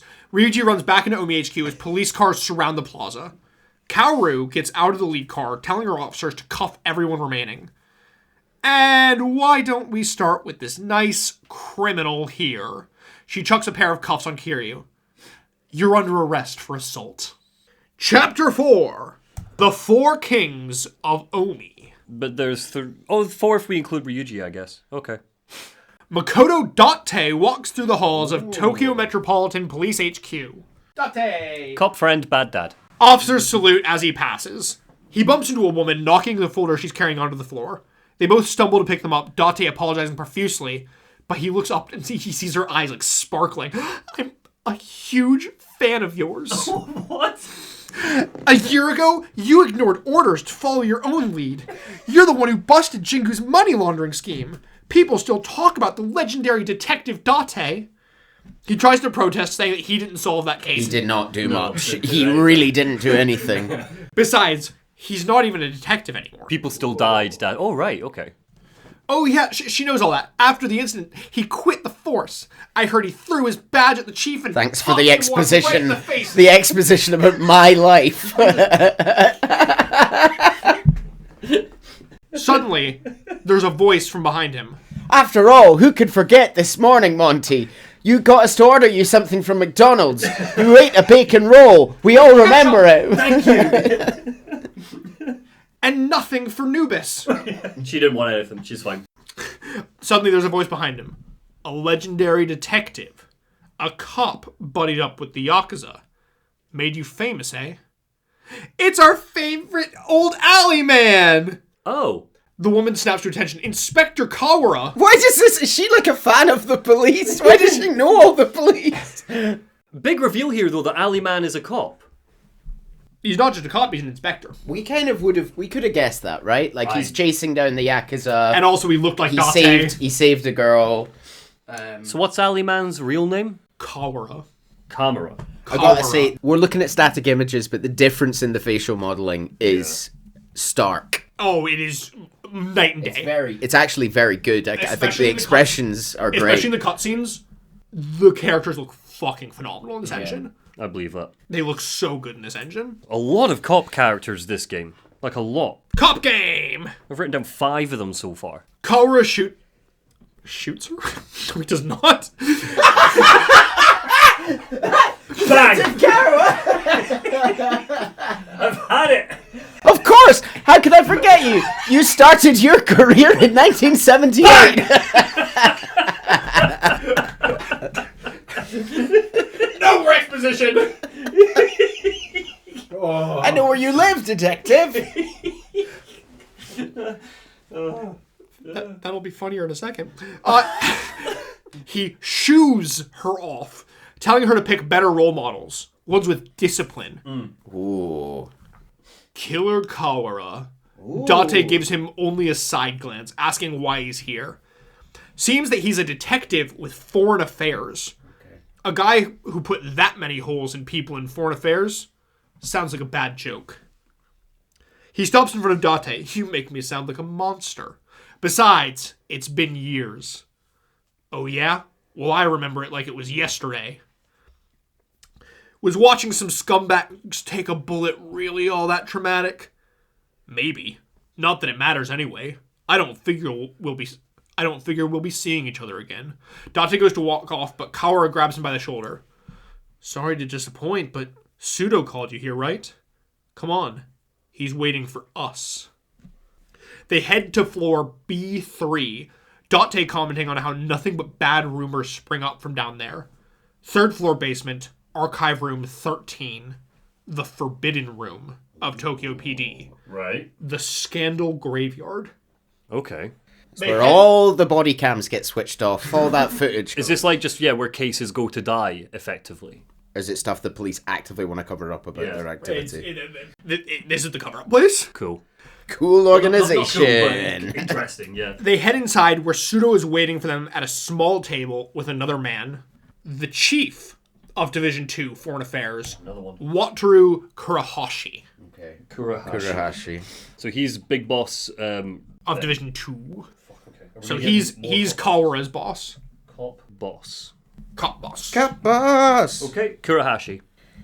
So many names. I mean, lots of new characters as well. And that's every game. To be fair, Yakuza 1 did kill off half the cast, so we need some new characters. Date asks why he's here. Suda suspects that either a Chinese or a Korean group is involved in Teruda's murder. Okay. Kurahashi tells them that they've been monitoring the foreign mafia for about a year now, and recently, chatter has picked up about some big shifts. Something major was coming. As a result, Tokyo PD had been monitoring Kamurocho for weeks under secret orders from Kurahashi. And sure enough, the bombing only confirmed their suspicions. I feel like usually you'd want to do that to prevent the bombing. Yeah. But sure, let the bombing confirm your suspicions. 100%. If the police think that this is the case, then absolutely I'm back in my theory that it was the blood brother on Omi's side that's behind it, even if he's orchestrating a Chinese gang to do it, for example. Takashima. Yeah. Yeah. Pseudo slams down a picture of Ryuji Goda on the table. They pick up a conversation between him and the bomber. Kurahashi slides a recorder across the table, playing the phone call that we heard from earlier, right before the bombing. All right. So that phone call was between that Korean guy and Ryuji. So they know Goda. Now it's just a matter of IDing the other man. Find him. They find the organization connected to the Omi. Cool. Now that's all good and grand, but Date questions why this is a case only he can solve. Kurahashi takes out another picture. It's the owner of the Stardust Host Club, alias Kazuki. Okay. After the Jingu incident, Date of course knows Kazuki well. See, 6 months ago, Goda made a single trip to Kamurocho Ooh. to meet with Kazuki. Interesting. And not only that, Kazuki isn't his real name. His name is Jinwoo Kang. He's Korean. Okay. They know Kazuki trusts Date. Now they need him to find out if his friend is Korean mafia. Was Kazuki in Yakuza 1? Yes. Yeah, the order. He's Yuya's boss. So he's been Korean this whole time. He's been Korean this whole time. And interesting that Omi Boss has been through. I assume the assumption the police are making is that this was to orchestrate this attack, to get the... So they're questioning, is this the guy who blew up? Yeah. Or is it, because I'm in Yakuza now and this is all I think about, is he actually the bastard son of the chairman of Omi? But we have had confirmed here, and we kind of knew already because he basically just told Kiryu, but Ryuji Goda ordered the bombing. Maybe someone told him to order the bombing, but Ryuji Goda directly involved in this bombing. Yes. Potentially Kazuki was the one who organized the bombing. Yeah, but the order came down from Ryuji. Okay. Seemingly. Yeah, someone maybe told Ryuji to do that, but for now, he's our big bad. Okay. So, the scene shifts, and we're now in Kaoru's car. Kiryu is in cuffs in the passenger seat. He questions where they're going, but gets no response. A while after leaving Omi HQ, she pulls over saying that this is far enough out, and she takes the cuffs off of Kiryu, telling him about the protective custody order. Yeah. Don't get it wrong, though, try and give the slip, and those cuffs won't be pretend next time. So she's not happy about it, but she's doing it anyway. Kiryu looks out the window, when suddenly, he notices a glint on top of a building. Batman. Wait, a glint? Is that a oh, fuck! He grabs Kaoru, trying to cover her as the windscreen cracks under the force of 2 sniper shots. Kiryu looks back at the roof. The sniper is gone. He turns his attention back to Kaoru, but she's been hit in the shoulder. The bullet's still in there. He asks where the nearest hospital. Sotenbori, find a bar called Aoi. And she passes out. Kiryu rushes to Sotenbori, finding the Aoi bar. Inside, the mama's smoking and sweeping away, seeing Kiryu and telling him that it's a different thug every week. She can't pay what she can't pay. Kiryu's confirmed. Nice to meet you too. I came in for a peppermint tea. Kiryu's confused. You're after protection money, ain't ya? Kiryu asks if she knows Kaoru, which immediately gets her attention. Kiryu tells her that she's hurt and in the car. Then haul your ass back and get her! Kiryu runs back, getting Kaoru and carrying her through the streets on his back while this is like physically in gameplay. She's like on her back, she's bleeding out. The vision's kind of going a bit hazy, and you're like walking slowly back. Because he parked ages away from this bar. It's literally like 5 minutes. He parked ages away from this bar. Like, I always understand why those missions are in games, and yet I never enjoy them. God, yeah. Yeah. Is there a bit of slow walking in these games? I get the sense there's quite a bit of slow walk. There was in the half of Zero I played, but don't know about these. Just on that note, very pacey so far.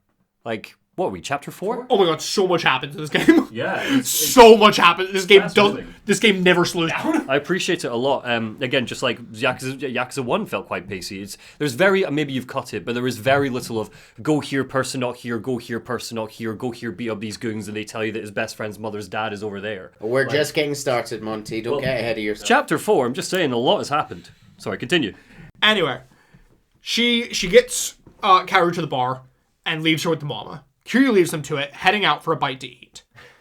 He gets a call from Daigo telling him that he and Chairman Goda are heading to Kamurocho by car. They're all right.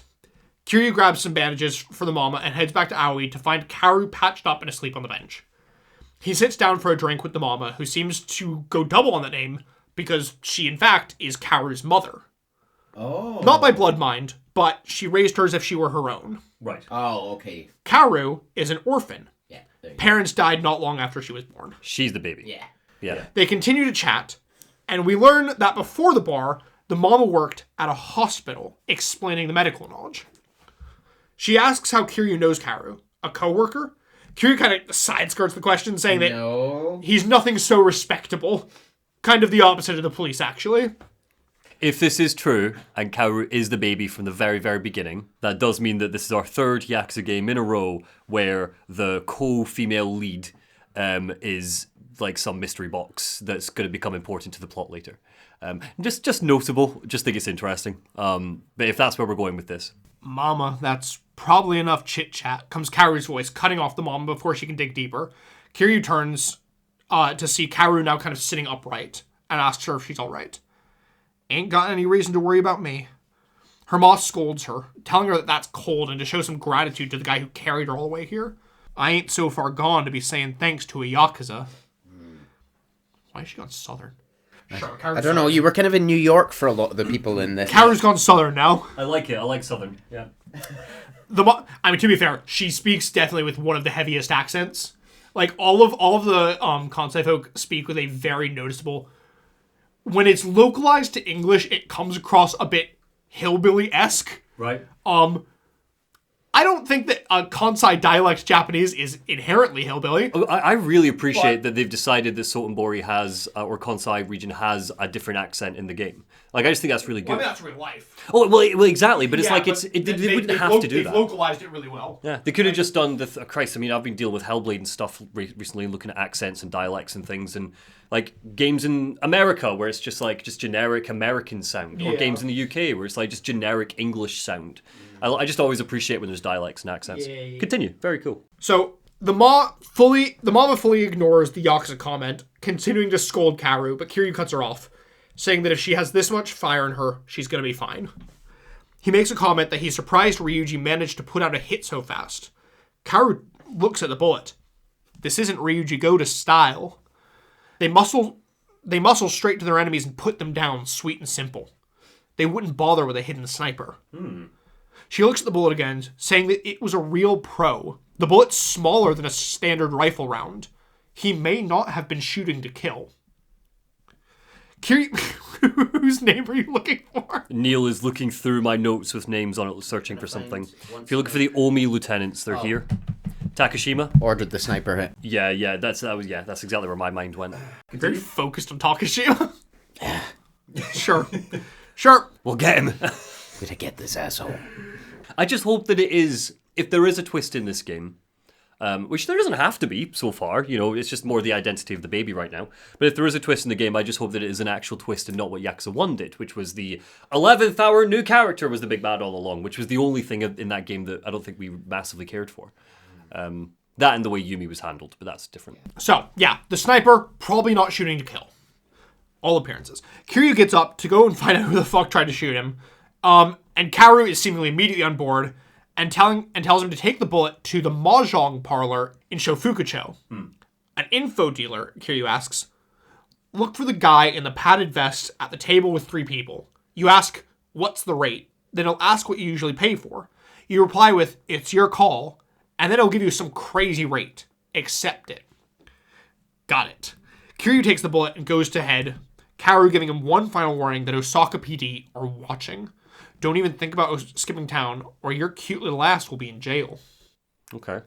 On the way over, you can talk to the people on the street, one who tells you about the mahjong parlor you're headed to, Richi Towers, a famous parlor that attracts top players from all over Konsai.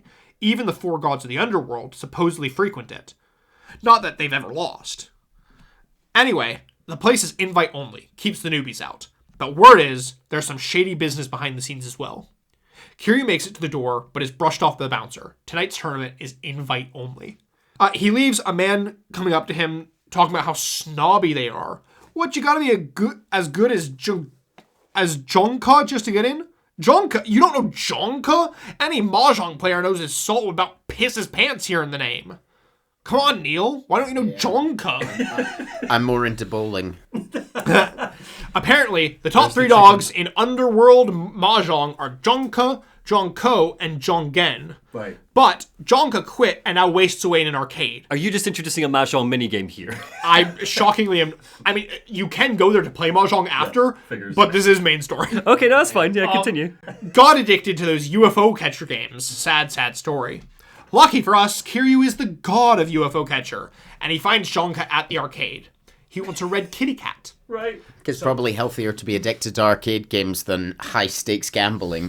True. Wasn't there was it Yakuza 0? I can't remember which Kiryu or Majima met some little science nerd kid that did arcade machines good. Is that something, did I dream that? That was Yakuza 1, and he specifically did the sexy bug wrestling. That's it. That's all that I was. Okay. don't even remember that. Oh, you don't remember sexy bug wrestling? He was the something professor. Yeah, ladies dressed up in bug outfits and they wrestled in the mud. And You you sure I was there for that? It was the same as the sexy cat fights from Yakuza 0. Yes. Remember, it was like rock, paper, scissors, but with women in bikinis? yeah, we've got sexy lady fights. Continue, sorry. So we're doing mahjong. These are I have to remember like how to do a job day to day. You know, like at some point some of this shit gets squeezed out. Sometimes I have So to remember Kiryu to gets breathe. Jonka a red kitty cat from the UFO catcher. Kitty in arms, Jonka tells us that he doesn't go by that name anymore. Not since those dirty Yakuza cheated him, forced him into debt. He was fine running, but now they have his daughter Yukiko. Gotta give him 5 million yen if he ever wants to see her again. Right. Sadly, Kiryu doesn't have 5 million. He just wants an invite. And Jonka tells us that the invite is in the form of a cherry blossom tile. Acts kind of like a membership card. But hey, get his baby girl back and the tile is all his. You have to carry around a big fucking porcelain tile with No, bit of pavement. it's a little mahjong tile. Oh, duh. It's like the White Lotus tile in Avatar. I'm a dummy, sorry. Kiryu, thank God you're here. Let me tell you my entire backstory. Can you do a fetch quest for me? Sounds easy enough. The guy is waiting by the coin lockers on Bishamon Bridge, so Kiryu heads over and uses their teeth as coins for the lockers. That's your best yet. Yeah, very good. They run away, telling him that the girl is by the river with a man in red near an umbrella. Kiryu finds the man, and he's near fucking begging Kiryu to take this damn cat. Giving this devil cat a pretty girl's name like Yukiko, the fuzzball nearly scratched his face off. The cat is Yukiko. Okay. Cat in arms, Kiryu heads back, exchanging it for the cherry blossom tile and a complimentary guide on winning mahjong. Excellent. So this is main plot. This is main plot. Right, so we're going to the casino. Let's go to the casino. Kiryu heads back to Rishi Towers and gets in, finding the man in the padded vest. Excellent. He wants 100,000 yen for info, and Kiryu agrees. Kiryu sits at the table with the man who looks at the bullet, telling us that it's Omi, Takashima family. You called it, Neil. Takashima ordered the hit. The chief of HQ, but he's so nice. The man's sure, though. Only guns that use that bullet are smuggled from the mainland, and Takashima's got that market absolutely cornered in Konsai. And he ain't reselling them. Doesn't take risks like that. It would get traced back to him. Nah, he smuggles them in because that's cheaper than buying guns. Kiryu asks that if this is such common knowledge, why don't the police take action? But the guy doesn't have any clue, doesn't ask questions. But Kiryu, how long have you been running in the Yakuza? I can't believe they get away with this. They bought off the cops? What? he stops himself. Oops. Me and my big mouth. He tosses the bullet back to Kiryu, saying that that's all that's going to get him. Okay. The scene shifts to Takashima on the phone, being updated by the sniper that it all went to plan. A non-fatal wound, just like he wanted. And the bullet, just like you asked. Nice 4D chess from Takashima. Unless this Kiryu guy's an idiot, he'll trace the hit right to us. Oh, so they're counting on this. The hitman asks why. Because now he knows that he can't trust anyone. And that's enough for now. He tells the man to stand by. They can't let Kiryu float for now. They'll have plenty of time. I think Takashima's being set up to be a red herring bad guy, and he's actually a good guy all along. Yeah, you fell right into their trap, Neil. Yeah, not me. I'm big brain. The door to the room opens, and Besho, the Osaka PD chief, walks in. Ooh. It seems that this whole time, Takahashi has been in an interrogation room at Osaka PD. Oh. You really taking calls in here? Just a business call. I'm a busy man. Oh, yeah. Real Yakuza hotshot. Sick of this Yakuza. Besho throws an ashtray on the table, talking about the rifle smuggling operation. But Takahashi stops him. This is all voluntary, isn't it? I'm under no obligation to talk. And besides, aren't you getting off topic? He looks at Besho. Aren't we the victims here? If you're going to make arrests, shouldn't it be Kazuma Kiryu? Besho tells him that that's not what the others are saying, but Takahashi insists the Omi are victims here. Shouldn't he just get his little lady cop to come arrest Kiryu? Besho asks why he knows Kaoru. He doesn't answer, simply asking if Besho's heard from his superintendent. Yeah, sure did. Told me to send you on your merry way. So roll along now. Takahashi goes to leave, Besho shouting after him that he doesn't care who up top he knows. He joins with those Go Ryu fucks, and he'll bust his wrinkly ass. So, sorry, Takashima was asking about Kaoru. It was like, have you heard from Kaoru? No, the police chief was asking, how do you know about Kaoru? Yeah, he just mentioned. Right, okay. Anyway, back at the Mahjong parlor, Kiryu still wants his info, but he's gonna need to pay up another 300 grand for him to keep talking. And Kiryu ain't biting. He leaves to track down Kurikawa, who tells him that the info dealer he's working with came to him once asking about the price of almonds. Kurikawa is the not Yakuza, not peacocking, bumbling man. Yes. Cool. Don't know what almonds are himself, and that's how he suggests Kiryu keeps it. Cause sure as hell ain't pretty. But oh yeah, there was a bartender who always talking about almonds. Sketchy bastard. Something about 100 grand, 200 a pop. Too rich for my blood. But hey, maybe that bartender's got the skinny if you can find him. Kiryu finds the bartender, who tells him that almonds will run him 100 grand up front. Kiryu's isn't interested, but it's good to know. He heads back to Isaki, telling him that he's heard he's a big player in the almond market. That clearly shakes him up because he tells him that they're square, and he'll talk if Kiryu drops it. Anyway, Takashima is a Toto U grad with connections to all sorts of government officials. But it was... Oh, Isaki was the fucking... That's Isaki. The Mahjong player. Yeah. Okay, right. I was wondering if you were not giving us a name on purpose. Let me reword. He heads back to the Mahjong player, telling him how he's heard he's a big player in the almond market. That clearly shakes him because he says that they're square and he'll talk if Kiryu drops it. Anyway, Takashima is a Toto U grad with connections to all sorts of government officials, but it was his locality to Chairman Goda that got him where he is now. Suddenly, his phone rings. He picks up. Hey, you serious? Gotcha. Kiryu gets up, thanking him for the info, but Isaki, the Mahjong player, stops him. Hey, just a second, Kiryu Kazuma-san.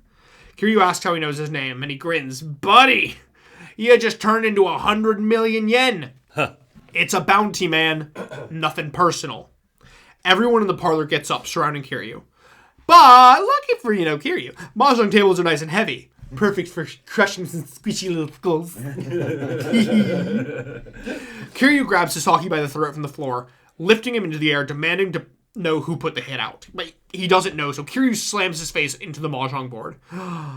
The concussion must be great for jogging memories, because it was the Sengoku family. Okay, that is the other of the vice kind of cheer people. Jimmy Savile Toadman. Oh, God. Jimmy I Savile. regret mentioning Savile. I'm sorry. Sengoku, Takashima, and Goda are all on your ass, buddy. You're the finish line at the end of their race. Kiryu throws him down and storms out the door. We shift to Sengoku's office with his fucking fan, where him and his officer are learning that Kiryu survived. Wasted time hitting up that lady cop stool pigeon and buying out all those broke-ass dealers. Whatever, let him sit for a while, enjoy Osaka. His man tries to object. What if the Goryu get him first?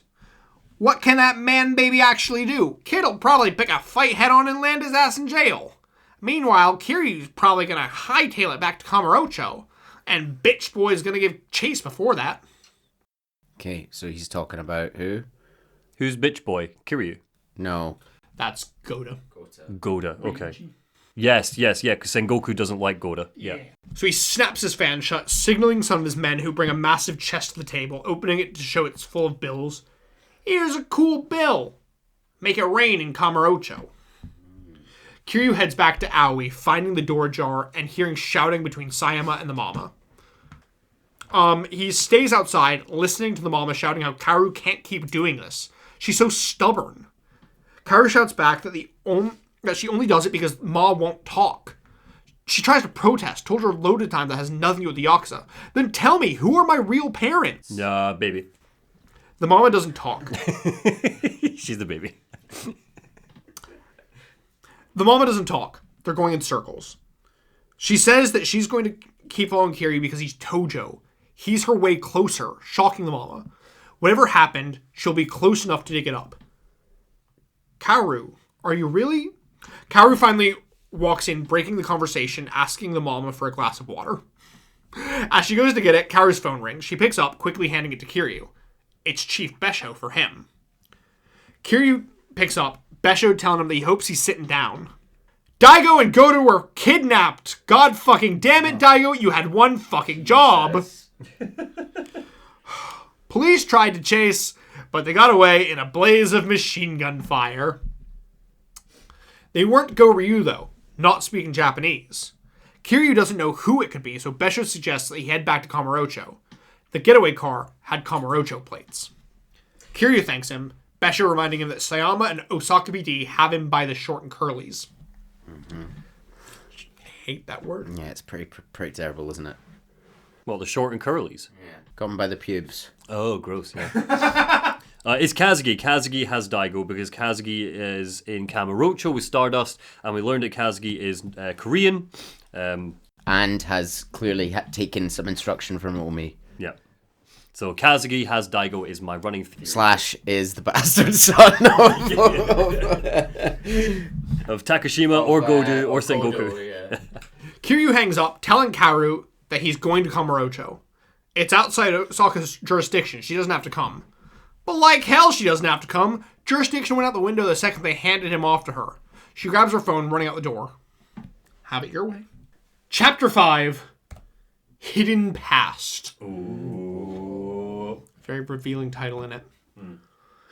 They arrive back in Kamurocho, but the second they walk through the arch, Kiryu sees Blurry stumbling into Kiryu's arms. Oh, God, right.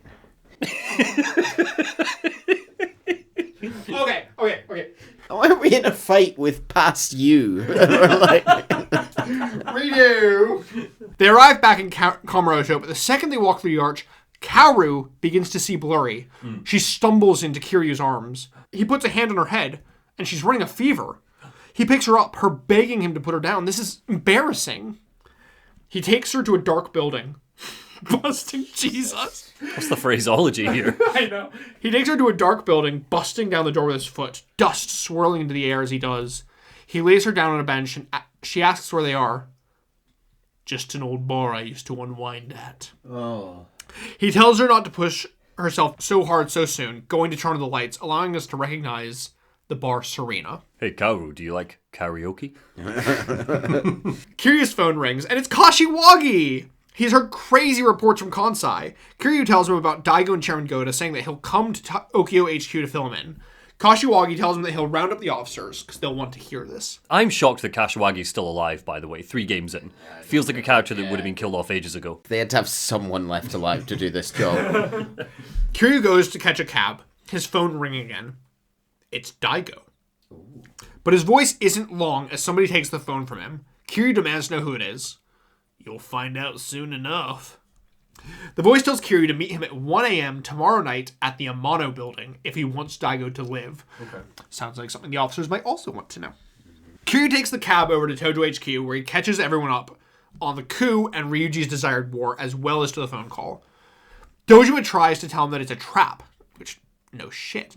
But how else are they going to find out who it is? Besides, they're probably tied to the Go-Ryu somehow. Probably the same ones who bombed Kashiwagi's office. Dojima yells to an officer, Shindo, saying to give Kiryu backup. The Amano building is his turf. Patriarch of the Nishikiyama family. He is indeed the patriarch of the Nishikiyama family. Okay. Have we ever met him before, or was he one of the... We have not. Okay. So she tells him, go back, Kiryu, and he's like, nah. His boys are still sore from what Kiryu did to the family. Kashiwagi storms up, you little shit. That's because Nishikiyama was a traitor. Shindo's well aware of that, but it was still their respect for Nishikiyama that led them to this life, and that respect hasn't changed. That's why they've kept the name. Yeah. Cool. So Dojima asks them if they're disobeying clan orders. Shindo tells her that even if it means expulsion, that the one Kiryu cuts him off. He knows what kind of man Nishiki was, and he gets the sentiment. He just has one question. Other than the grudge, he's not hiding any other objections, is he? Of course not. Fair enough then. Shindo bows and leaves. Listen, Nishiki's friend, right? I get it, and we all love Nishiki, but you was also a wee bit of a snake at the end. You're not being a snake, are you? No, I'm not being a snake. Are you sure you're not being a snake? Anything else you want to tell us? I can't quite trust you yet. As the meeting draws to a close, Dojima asks Kiryu to come to the first floor. She has something personal to discuss. Trying to write a speech. Can you proofread it? I think it's more like, did you kill my husband? I know you did. Confess. She hands Kiryu a key to the storeroom there at HQ. She meant to give it to him, but couldn't find the time. Kashiwagi's words reminded her of it. In that room are the personal effects of several of the officers lost last year. Perhaps Kiryu can find something to help lead the dojo through this. Oh. Kiryu walks through HQ, finding that they've had a gaudy new bullhead installed in the wall. A man tells him that it was a gift from Chairman Terada. I just find it so hypocritical that Kazuma Kiryu, notably the man that got a solid gold statue of himself in Yakuza 0, Sees fit to offer interior decorating tips every location he's in. bit gaudy, not found that chandelier. Have you guys considered getting a solid gold statue of yourself? Why is this all in millennial grey? So it's a solid gold bullhead on the wall. Yeah. And it was a gift. It was a gift from Terada. Kiryu looks at it and sees that around the neck is a collar with a keyhole. On the wall next to it, a bookshelf slides away to reveal a hidden room. Sure. Yeah, we've done with hidden rooms before. That's fine. In the room, Kiryu finds a certain officer's demon fire dagger. He has an idea, but he's not sure the acting chairwoman will like it. He goes back, finding her with Kashiwagi. She tells him that given Shindo's attitude, they should probably prepare for the possibility of the Nishikiyama family breaking from the clan. Kashiwagi says that would amount to losing half of the clan's manpower. Oh my god. God, they are in The Nishikiyama family have gotten massive. Seems after last year when Shindo took charge, they absorbed the remnants of the Shimano family. Oh. How would they fight a war if the Go-Ryu were to invade now? Kiryu asks her, what if he came back? There's only one guy he knows with the power to stand up to the Go-Ryu as an equal. Kuze. Dojima hangs her head. Oh, don't tell me. No, I'm dead serious. Majima. Kashiwagi looks at him. Are you crazy? A mad dog doesn't take well to collars. Yes. I've seen what happens. You groaned him like you won't be groaned in a second. Kiryu knows the risks, so Kashiwagi tells him to try purgatory. Kiryu asks if he hangs out there. In a manner of speaking, yes, but things have changed since last year. Best you see for yourself. Why is he not a senior member in the family? Because he was like one of the biggest families a year ago, right? Yeah, why is he not like... I still find it odd that he's not at these meetings, effectively. He's magiming. He's just magiming, yeah. He's magiming. So he's a purgatory, but something's changed about purgatory. Okay. Yeah. So Kiryu gets back to Kamurocho and receives a call from Kaoru. Oh, hey, what's up? What's up? What's up? Disappear like that and all. You were unconscious. Was I supposed to watch you sleep? Before you do this, are we to read any sexual tension between Kaoru and Kiryu? I can't figure out. I don't know. Like, are we supposed to read any of that? Is there any sexual tension? Anyway, if you're out in Kamurocho, you can pick up some things. I need underwear and beer. Chop chop, chore boy. Signal's cutting out. Bye. Underwear and beer. You can read into that as you'd like. Okay, I'm reading that there is a little bit of sexual tension. Maybe from her half and not from Kiryu's. So he gets back from the Dawn Key to find Kaoru missing. Where the fuck is she? The door opens and she walks out wrapped only in a towel, saying how she was so sweaty and gross, she desperately needed that shower. Yeah. You can read into this as you like. I struggle to see Kiryu as a sexual being sometimes. Oh, yeah, you know. sure. I like how you preempted anything's coming. I didn't read anything prior to this. It was more just generally because it feels like, again, because Yakuza is Yakuza, there's hardly any female characters, and her and Kiryu have spent so much time together by now, it's like, are we turning this into a thing? But yeah, also, maybe it just speaks to something deep within my psychology, but I find lady cops quite sexy. So it's, ACAB, etc., but also lady cops are quite sexy. Sexy fascists. Yeah. Jesus. Nothing sexier than fascism. Monty 2024. Jesus Christ. So anyway, she found a place next door that had a shower, so she helped herself. Must have been a brothel or something, she guesses. She doesn't really know. They don't, tend to have them down in Konsai, because they'd have been, busted in a minute. Kiryu instantly, Kiryu being the virgin he is, instantly averts his gaze and he starts blushing. Virgin. He like literally, he's like, are you feeling better? She's like, yeah, I'm great. Fever's broken, shoulders doing great, ready for action. Kiryu finally turns to look at her, saying that she should take it easy, but immediately has to turn back as she just drops the towel. Oh. To go and change. All right. She does not care that Kiryu's in this room. Oh, we've not had to get the spray bottle for you in a while. Yeah. Not since fucking Lurk's scene. Aw, my beloved. Get out of here!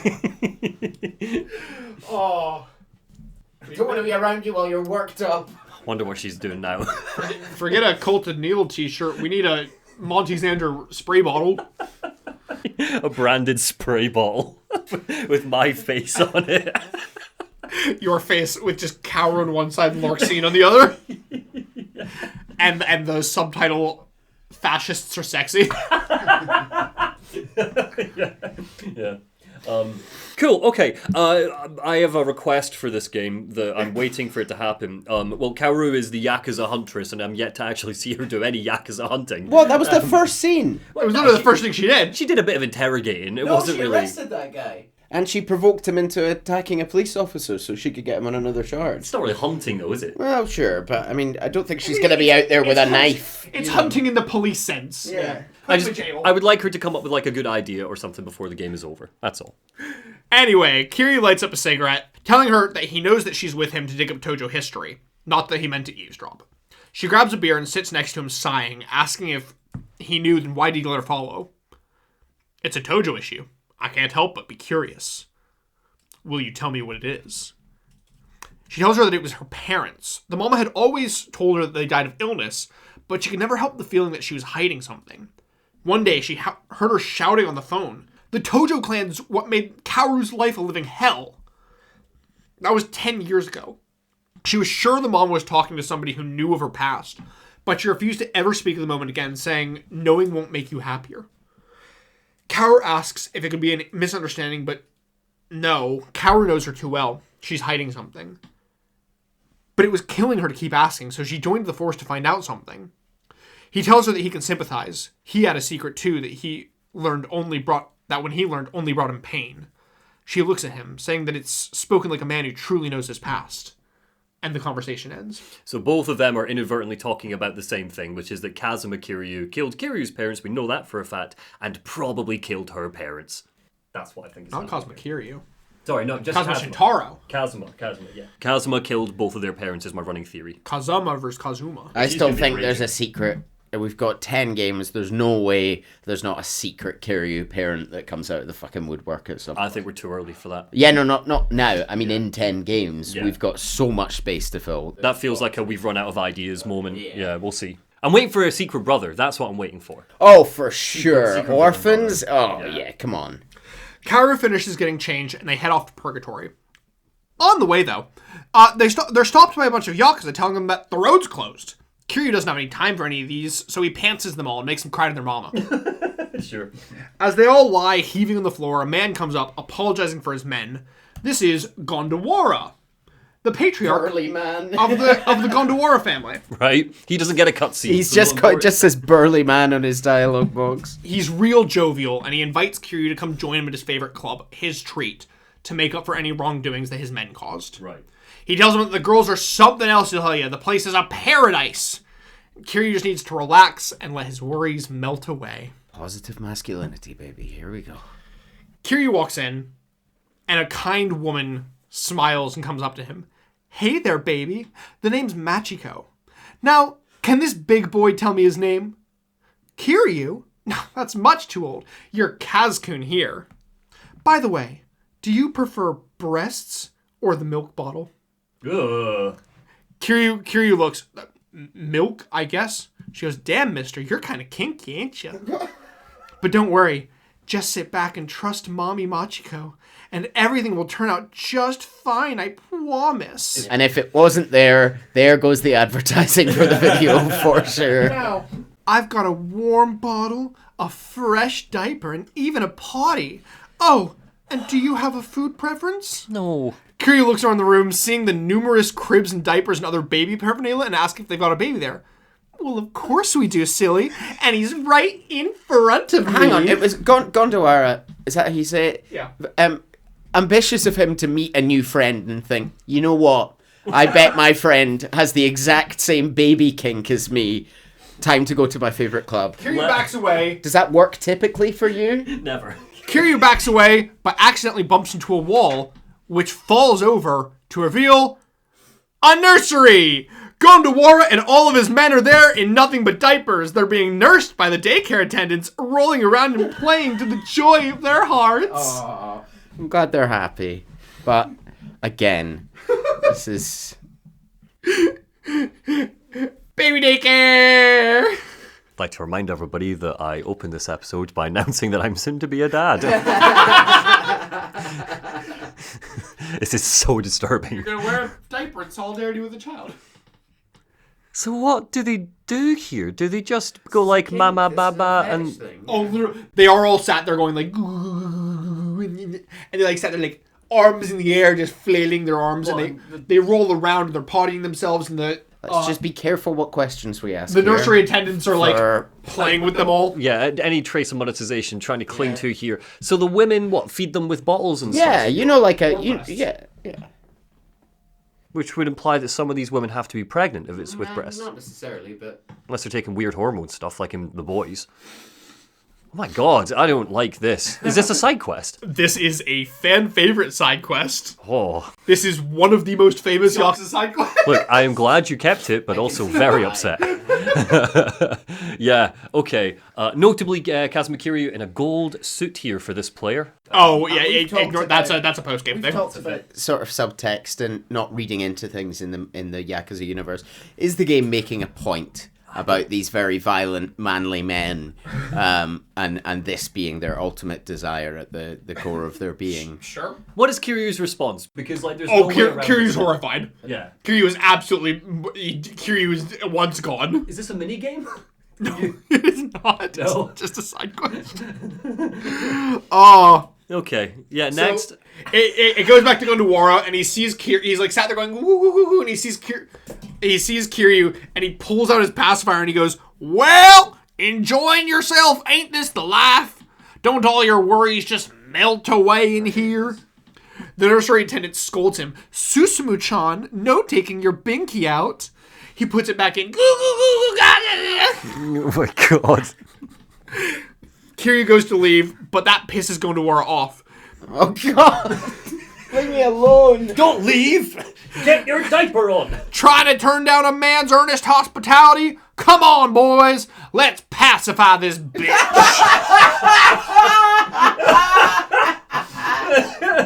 Oh my god. Yeah. Okay. So Kiryu puts all the babies down for a little nap. Oh, nice.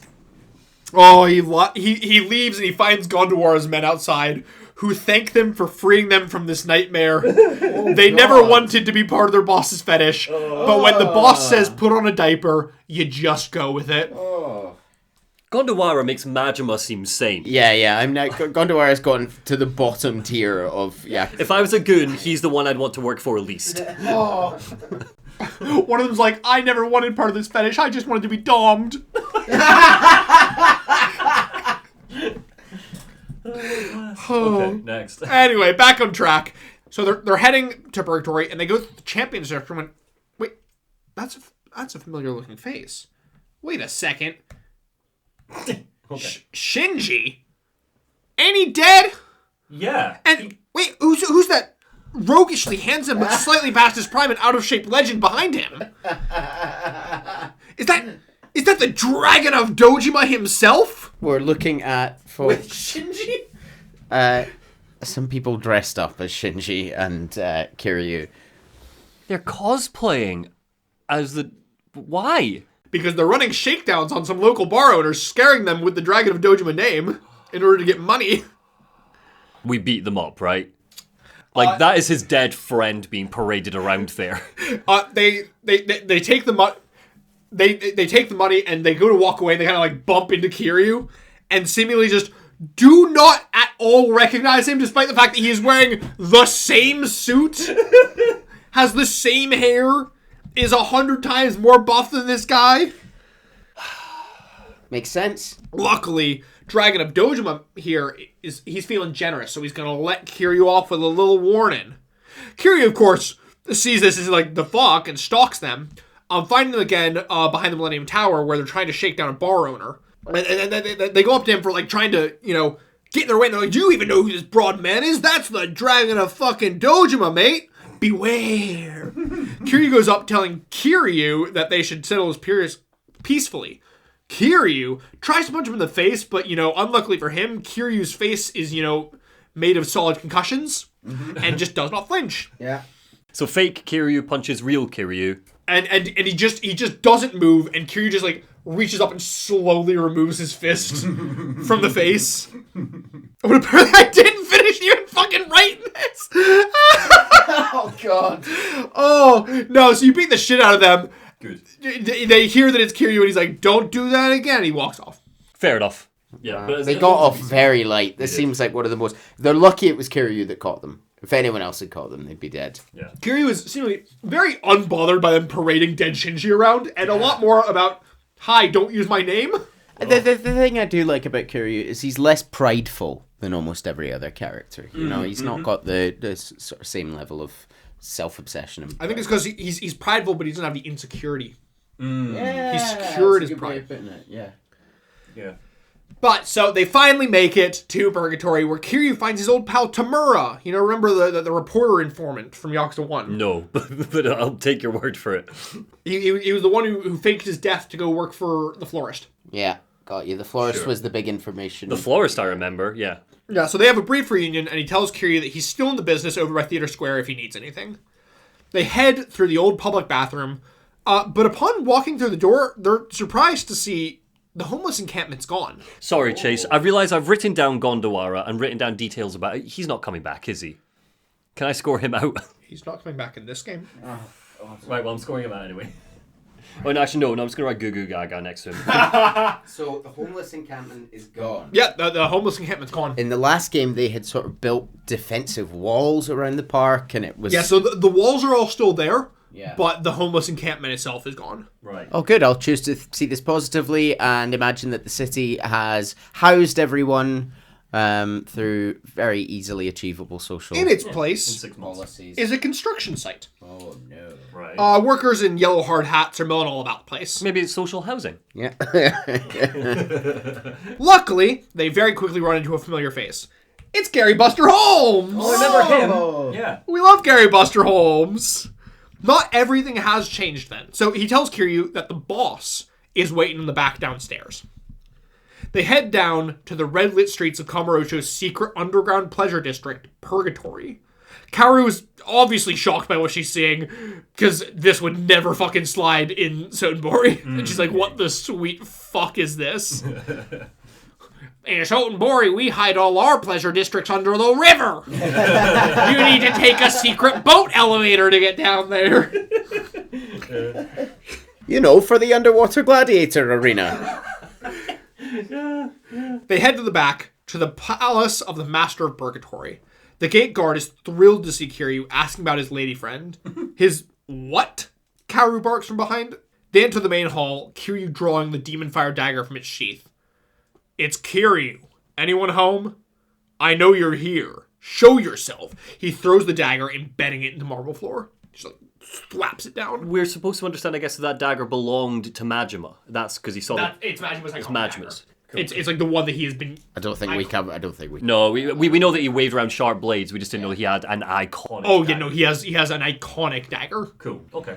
It's even back to the one that he originally was going to kill Makoto with. A familiar giggle sounds from the back of the room, growing into a maniacal cackle. It's been too long, Kiryu-chan. Every time. You have any idea how A fucking lonely it's been? dagger in my head. I hear it in my dreams. You got any idea how lonely I've been since you got out of the game last year? Oh, but I knew my Kiryu-chan would come home sooner or later. Majima's back, boys! Goro Majima, president of Majima Construction. He's in a little hard hat and his iconic sort of snakeskin jacket. You know what? Something that's just occurred to me, and I really respect about Majima, that Kiryu has been in town, round the corner, and he hasn't bothered him in a year, presumably because he's out of the game. He's had the respect not to annoy him. Yeah, I appreciate that. But he's president of Majima Construction, not being introduced as a patriarch here. He's the president of Majima Construction. I would also like to take a moment to point out, you made a joke in Yakuza 1, when we were going through all the Majima Everywheres, that what's next? Is he going to be a construction worker? And I had to fucking bite my tongue as I sat there going, This is wonderful. I am fascinated to understand what Majima Construction is. What is he building and why? Clearly they're building whatever's going on upstairs. Right. So he's gone straight. Yeah. Sure. Kiryu went straight, so he's gone straight too. Well, I'm straight. Yeah, I mean, the guy's definitely gay, but... Kaoru asks who or what Majima is, and Kiryu gives the introduction, turning his attention back to Majima. Have you seen Batman? It's that. We're doing that. The hell, Kiryu-chan? You already got a lady? What a player. Don't get the wrong idea. Oh, no need to be shy about it, right, babe? Don't get the wrong idea, Majima. I only have eyes for you. Is Gorumi available? She looks just dead at him. Osaka PD, Division 4's Kaoru Sayama. Charmed. Osaka PD? Division 4? You're a copper, sweetheart? Kiryu-chan, what the fuck?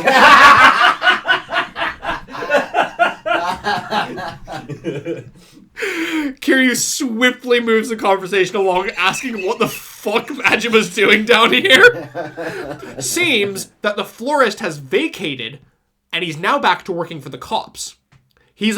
The florist now has a new base up on the 50th floor of the Millennium Tower, like some fucking Sauron's eye watching over the city. Oh my god. Lucky he wasn't near the top. Yeah. Purgatory turned into a ghost town after that, so he figured he'd, start up Majima Construction and get to work on Kamurocho Hills, his new pet project. Like apartment buildings? That's what they're building upstairs. It's Kamurocho Hills. Of course, he's only in it for the sweet little underground city. Anyway, Kiryu-chan, why are you here? He tells Majima that the Tojo need him, getting back a massive smile. For fuck's sake, what's this BS now? You're a shitty comedian, Kiryu-chan. Kiryu bows deeply, asking again, but Majima refuses, less comedically this time. Kiryu asks again. Majima looks down, grabbing the knife from the ground and running his finger along the edge of the blade. The tone of his voice shifting. Well, if that's how you want it. Only one condition, though. A little thingy only you can do, Kiryu-chan. Oh yeah, boy. A tournament! Kiryu tells Karyu that he won't be long, leaving her to head back to Serena. Sighs. This is such a He'll shame meet for her Majima. there. Like, it's like, with the Joker comparisons and stuff, like, I'm reminded of the Batman comic when the Joker becomes a good guy, and then something like... also start a construction company? No, but then it's something awakens it, like, he gets cured. He's building this so that he can have an underground secret crime base. He's not gone good. Says who? He didn't say that. Kamurocho Hills could just be... No, you said he was building an underground thing under Kamurocho. No, I said he just wanted this secret underground city. I didn't say he was making a crime base. I can do whatever you I want. mean, I can't imagine it's for good reasons that he wants an off-the-grid city underground. I just feel like he's been like, oh, look at me, I've got my There's construction no indication workers. that he changed... No, I believe it. Remember when you thought Majima was going to be the big bad of the series? Yeah, and now he's my fave hero. But like, it's like Kiryu's shown up one day, Majima's gone straight, and he's like, here's your knife, and he's like touching it, and something awakens back in Majima, and it becomes the Mad Dog again. You're reading into it far too much. You are reading into it, man. He's you know, all He's his got out all of the his Yakuza. all his staff are criminals. Like he's still doing like Pixar, it didn't dodgy happen. shit. I don't believe it until I see it. Oh, so Kiryu heads over to Purgatory's Coliseum with Majima heading to the stands, a girl in each arm. Oh, there's a Majima construction poster. There is so much information here. We build shit is in the bottom right hand corner. now hiring buff dudes and tough guys. It's like Cobra Kai. It's like Johnny Lawrence from Work Cobra Kai. includes construction and occasional head busting, but we pray pretty well. There's your going straight. Whose heads are they busting, Neil? It doesn't matter. We welcome employees from all walks of life. No experience required. I think this is a fantastic outfit, and I would absolutely be signing up to the Magic. You're just covering your tracks. You know you tried to make it deep with the knife and the... No, I think something's awakened in him here. This is great. Continue. Construction. And there's Yeah. these girls. Sure. Oh, so Kiryu heads into the ring, the cage lowering around him. Round one, not even a sweat, but, you know, obviously Majima's sat there whooping and hollering nonetheless. Round two, it's Gary Buster Holmes! Oh, yeah. Kiryu tells him that his Japanese still sucks and he breaks his knees. Yo. Breaks his knees. Kiryu looks up at his stand and sees the Majima table empty. The announcer's voice sounds, "Here we are at the final round. Time for the big man himself to make his entrance." The crowd goes absolutely feral. There's fireworks shooting up around the entrance to the opponent's door. Give it up for our reigning tournament champion, Goro Majima! Oh, amazing. He walks out. He's like, sure, he's still got the construction hat on, but he's like dancing as he comes out. There's fireworks, there's flames. He does like a backflip with his knife.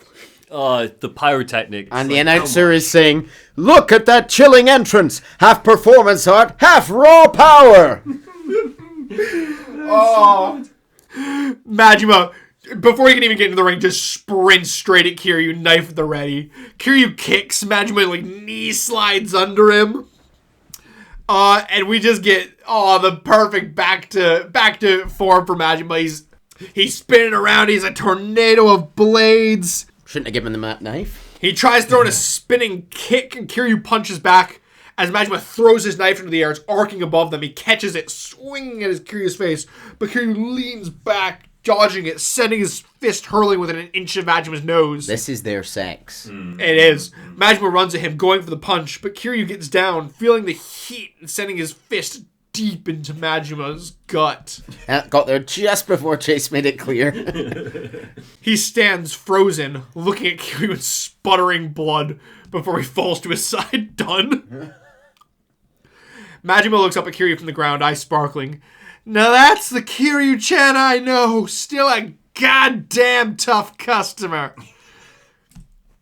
Kiryu extends his hand, Majima obviously ignoring it to just get up himself. "All right, you promised me. Come back to the Tojo clan." Majima smiles. "Right. Let's hash this shit out over a drink." Kiryu smiles for the first time in like the rest of the game, and Yay. they walk off into the sunset together. Into the pyrotechnics.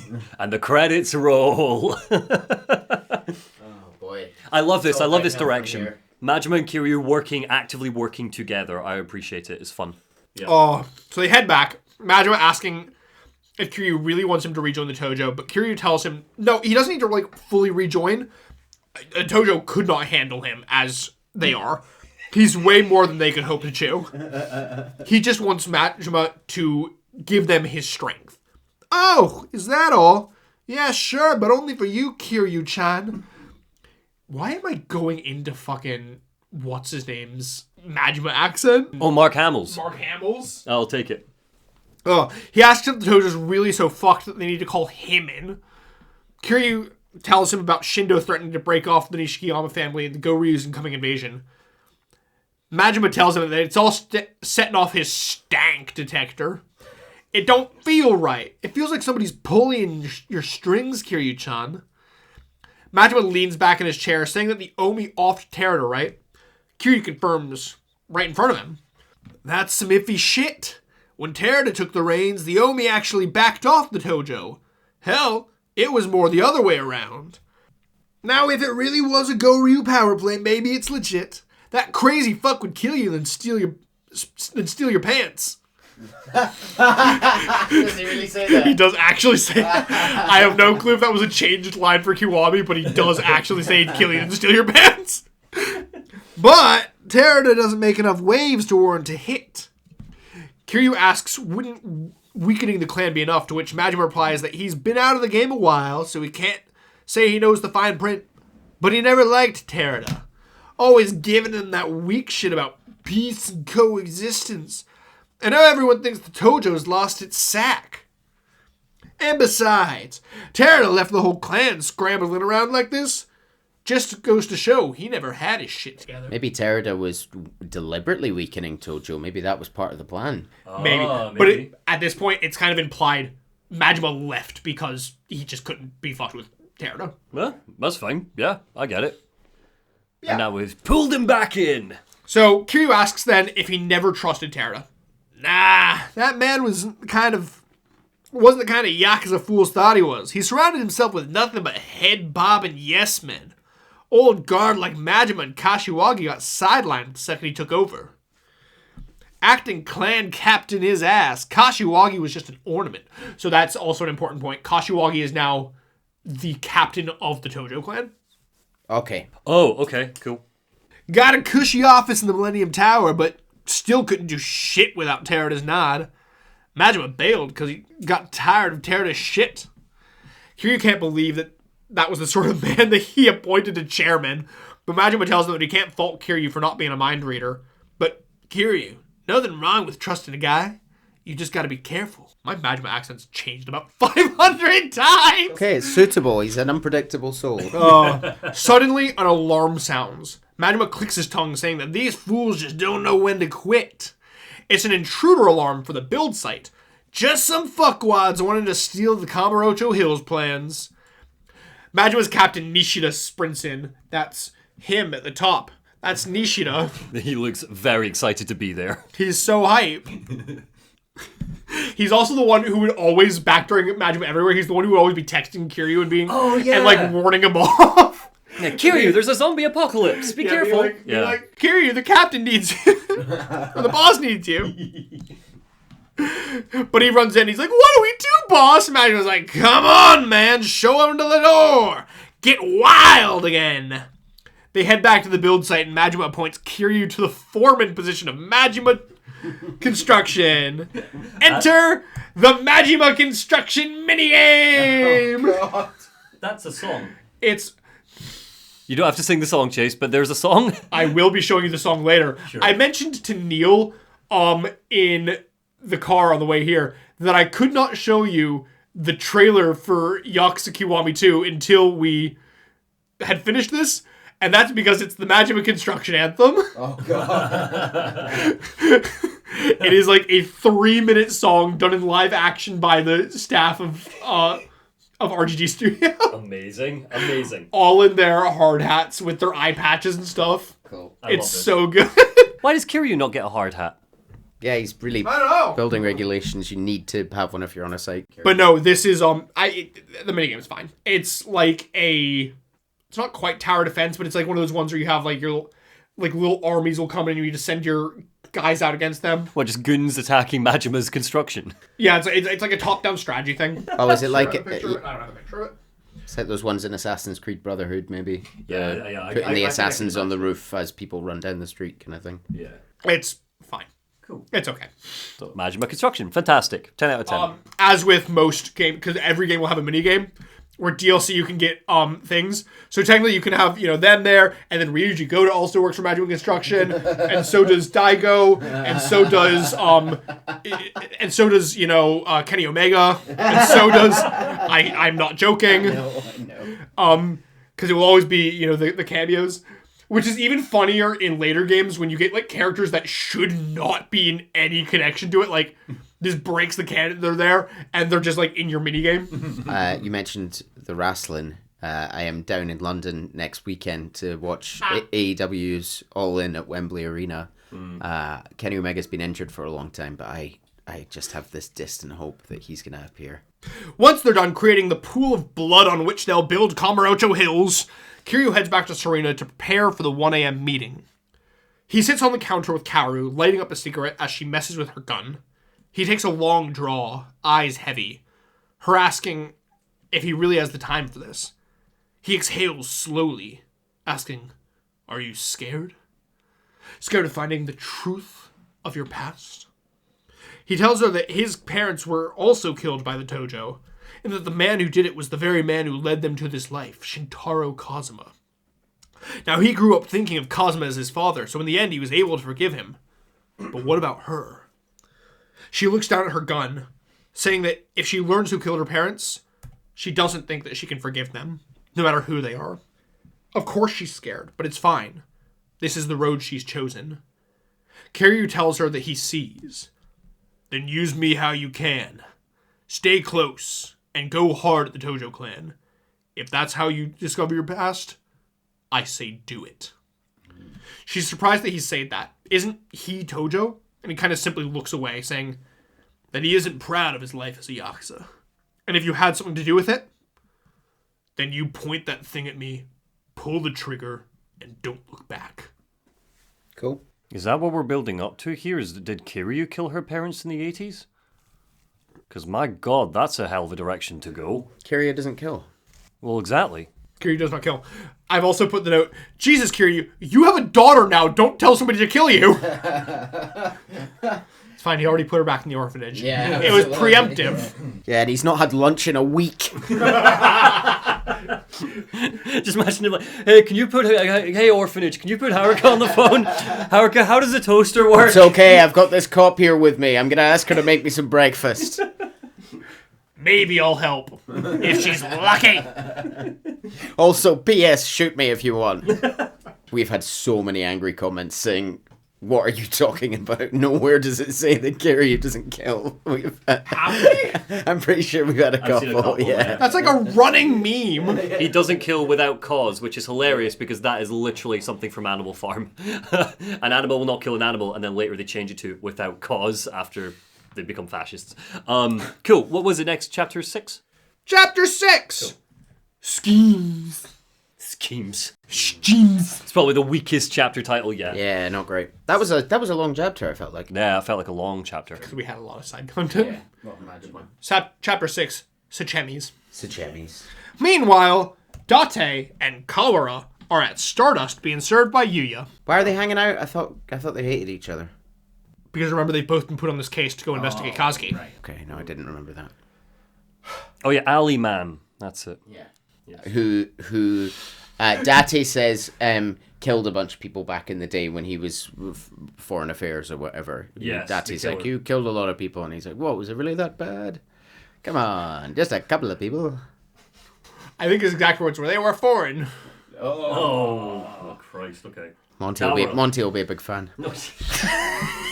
I do not want it to be added to our lore that I am a racist. We can delete all of this. Right, so Kawara, bad cop, and Date, good cop, are both here. Yeah, so they try to thank him for everything that he did, but it was nothing special. Besides, he has them to thank for helping his daughter Saya. She goes to cosmetology school now. Yay, good for her. Good dad. Good dad. Date tells Yuya that, look at him. Just a punk when they met, now a bona fide manager. Doing better than SpongeBob ever could. They're joined by Kazuki, Date introducing him to Kawara. He looks nervous seeing Kawara and hearing that he's from HQ, asking what brings them here tonight. Date tells him that he has something to tell him in private. Yuya leaves him be, heading to get snacks, and Kazuki sits down.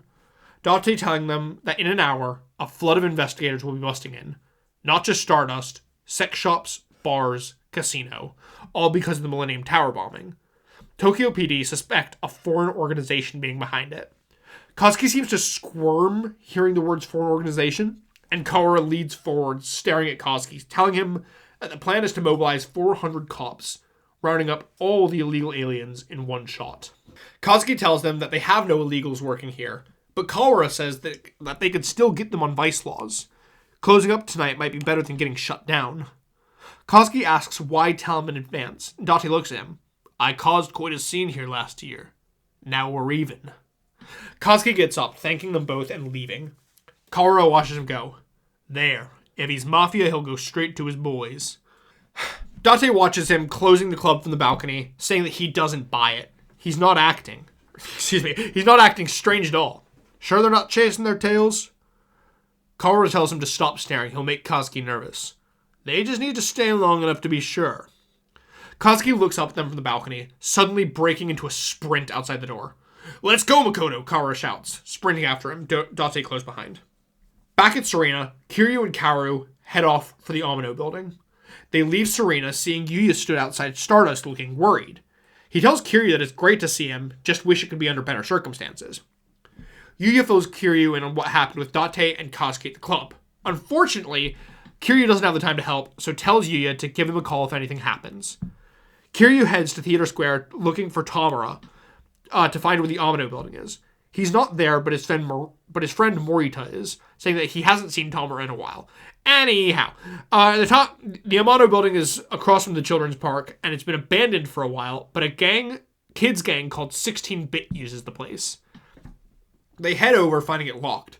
Some kids from 16-Bit show up, and after a little late roughing up, with a cinder block, Jesus. Oh. Why are we fighting children with a cinder block? Had it coming. Anyhow, the children, tell them that some guys speaking a foreign language showed up and kicked them out. Anyway, Kiryu needs to go track down their boss for the key, which he easily does that and makes his way inside. Cool. Kaoru... Sorry, Chase, I might have lost the plot a little bit. What is Kiryu doing right now? What is he trying to do? We're headed to the Amino building for that 1 a.m. meetup that he got called about. To save Daigo. To save Daigo, yeah. And it's probably a trap, but we're going. And there was a anywhere. whole side thing of, oh, actually, this kids gang runs it. Go find their boss. And Do we hear what happened to the park full of homeless people who were there for the last two games? Oh, they're all working for Majima Construction now. Okay. Good guy Majima. Majima's... I don't. Yeah, no. Gainful employment. He was a good guy. Well, he was a Yakuza. Well, not all of some of them. Minor spoiler for the future. A lot of them also went to continue working for the florist. Okay. So a lot of them work for the PD now. Yeah. Also gainful employment. Granted, he does still kind of need to keep them homeless. Because, that was kind of part of the whole information network is that, they would sit on the ground where nobody would notice them. Yeah, good point. So, mixed bag? I also, again, I can't keep expecting these games to make a point about anything, but we've just had a dirty cop threaten to arrest or export a load of immigrants who are working for the kind of underground club scene. And it seems like there's going to be a point to be made about that at some point that, this economy is propped up by very probably underpaid, poorly treated migrants. And the cops are sort of willing to use threatening them as leverage in this case. But you just know nothing will come of it. I can't keep expecting. Neil, I stopped expecting this game to have a message round about the time we got to the Gondawara Googoo Gaga Club.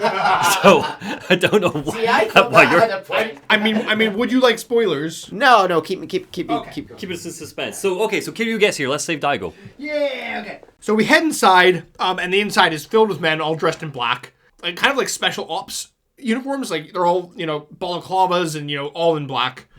And they're ready to kill Kiryu. He fights his way through, taking down the elite special agents until finally making it to the roof where he finds Date and 2 Kazukis?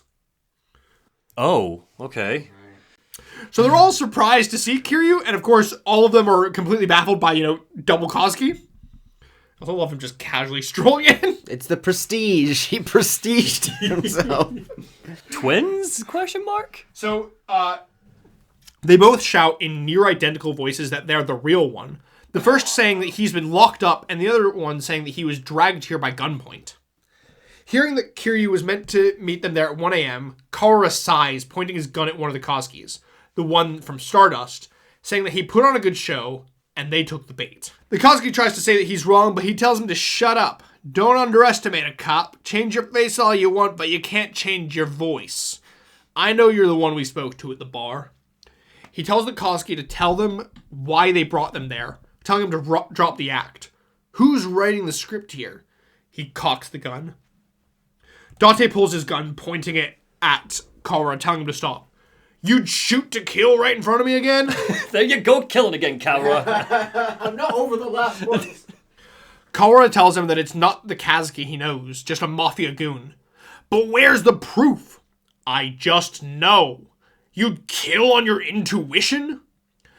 Kawara tells him that a cop's instincts are more than just gut feelings. This is some fucking thin blue line shit. Guy. He's been in more life or death situations than he can count. The guy reeks of blood. He can smell it all over him. Date steps closer, telling him that he's out of his damn mind. Get back! Kawara shouts at Date. The Koski he had the gun at pulls two guns from his jacket, a crazy look on his face as he fires wildly. He hits the real Koski in the stomach and Kawara in the thigh. Kiryu and Date run to each of them. The fake Koski tells Kiryu that it was him who called him, and Kiryu demands to know where Daigo is, but there's no point in giving details to the dead. Date asks if he just brought them all up there to die, and the fake Koski laughs, saying that the four of you came up, fought, and shot each other dead. That's the ending of your script. Why the hell would we kill each other? The Koski laughs. Once you know the ending, the rest writes itself. Kawara winces. Now! Shoot! Do it! Shoot! Date aims, firing at the man, bullet grazing him across the forehead. You bastard, he says in Korean. Now die! There's a gunshot, and all is still. Then a gush of red on his white suit jacket. The Koski falls to the ground in a heap. Kiryu spins around and sees Kaoru, gun held out. She runs over and confirms Koski to be dead. Fake Koski. Fake Kazuki. Okay. Fake Koski's dead. What's real Kazuki doing? He's been shot in the He's been shot in the stomach, but But he's okay. he's shot in the stomach. He's not dead. Bleeding out. Okay. Sirens begin to sound in the distance, and Kiryu shouts to go. Kaoru asks why should they run. This was clearly self-defense, but Date agrees with Kiryu, saying that something feels fishy and that they need to lay low. They each pick up the wounded, running off the roof, leaving the body in a pile of blood for the cops. End of chapter. Where's Daigo? What just happened? So this guy's plan. Daigo wasn't here. He was just trying to lure them there. Why? He said they had Daigo and they didn't. So this guy's plan was he was dressed up as Kazuki to confuse the cops, and he was going to get them to the roof and kill them all. But first he was going to spend a couple of minutes going, "Whoa, I'm the real one," and it went terribly, really, didn't it? I don't really know what his plan was or why anybody was here, aside from a couple of phone calls. No. This was a colossal waste of time, ultimately, for Kiryu. We don't know where Daigo is now. There will be more. Anyhow, okay. Chapter 7, The Foreign Threat. Okay. They need to get to a hospital fast, but there's no time. Luckily, Kiryu knows a local doctor who can help. Kaoru stays behind to keep the cops busy while they make their getaway. They make their way to Taihei Boulevard, busting into the clinic of Dr. Emoto, a local back alley doc. He seems to already know Kawara as he jumps to his feet, seeing the crowd. Do we know Emoto's? He's been in. He was in last game. Remember, he's the one who helped the kid with the appendix. Yes, I do remember him. Yes. Which again, with side stories from 1 introducing characters that are really relevant in 2. Yeah. Same with Dojima. So Emoto seems to already recognize and know Kawara as he jumps to his feet, seeing the crowd, and he runs over to check on Kara, but Kara tells him, forget me for now, I'm fine, go look at Kazuki. They help... He seems to recognize her, though. Kara, not Kaoru. Oh, shit, sorry. Yeah. So he recognizes Kara, The killer cop. They help Emoto bring Kazuki into the operating room, him telling them to make themselves scarce afterward. If they're on the run, Kazuki and Kara don't need the extra heat right now. Finally, having a moment of silence, Date and Kiryu have a quick laugh on the circumstances of their reunion before deciding to compare notes over at the bar Bontum, coincidentally where they had their first drink. And also, not a hidden place. I don't know why they think that this is going to be useful for them. They head out, deciding not to tell Yuya or the rest of Stardust about it. They don't really know anything, so why even make them worry? Unfortunately for them, Yuya has completely different ideas, as he shows right up in front of them, having heard from one of the regulars that they saw them drag Kazuki's body. So, Kazuki being there, already out. Right. They're really bad at hiding things. But also, how are you going to hide a bleeding body in the middle of a city? Shrug. They're not smart people. They pass it off as him taking a stray bullet in a Yakuza standoff gone wrong, and Yuya demands the Yakuza's name. He's gonna take out the whole family, rah! Nice. Kiryu tells him to calm the fuck down. He's a manager now. Can't go storming after every Yakuza. Gotta hold down the fort till Kazuki's better. Still like Yuya. Still love him. Well, he's a meathead. Yuya dealt with, they head over to Bontom. The bartender is surprised to see Kiryu back in town, but graciously welcomes him to his regular seat and asks what it'll be. Kiryu leans in, telling him that he actually needs a favor. The manager walks over, flipping the sign to closed. Private space secured, Kiryu and Date exchange notes, confused as to what the link between them is. Kiryu says that he assumes the foreigners who took Daigo are responsible. Date asks how he knows it was foreigner, and Kiryu says that he was tipped off by Besho. Date looks surprised because Date knows Besho. Oh, Besho's definitely a baddie. Seems that Besho used to be in Kamurocho's Division 4. He was their golden boy when Date joined on. Came in around the same time as Kawara, actually. Besho the Viper and Kawara the Demon. They were legendary. Kiryu questions Date on his comments to Kawara about the kills. Date says that he still holds a grudge. It all happened 15 years ago, just after he joined Division 1. Okay, so Besho is the Osaka police. Yeah, chief. But moved from Kamurocho to Osaka. Okay, so is the... I just keep thinking in terms of secret parents. Is our cop friend's secret dad. Kaoru's secret dad.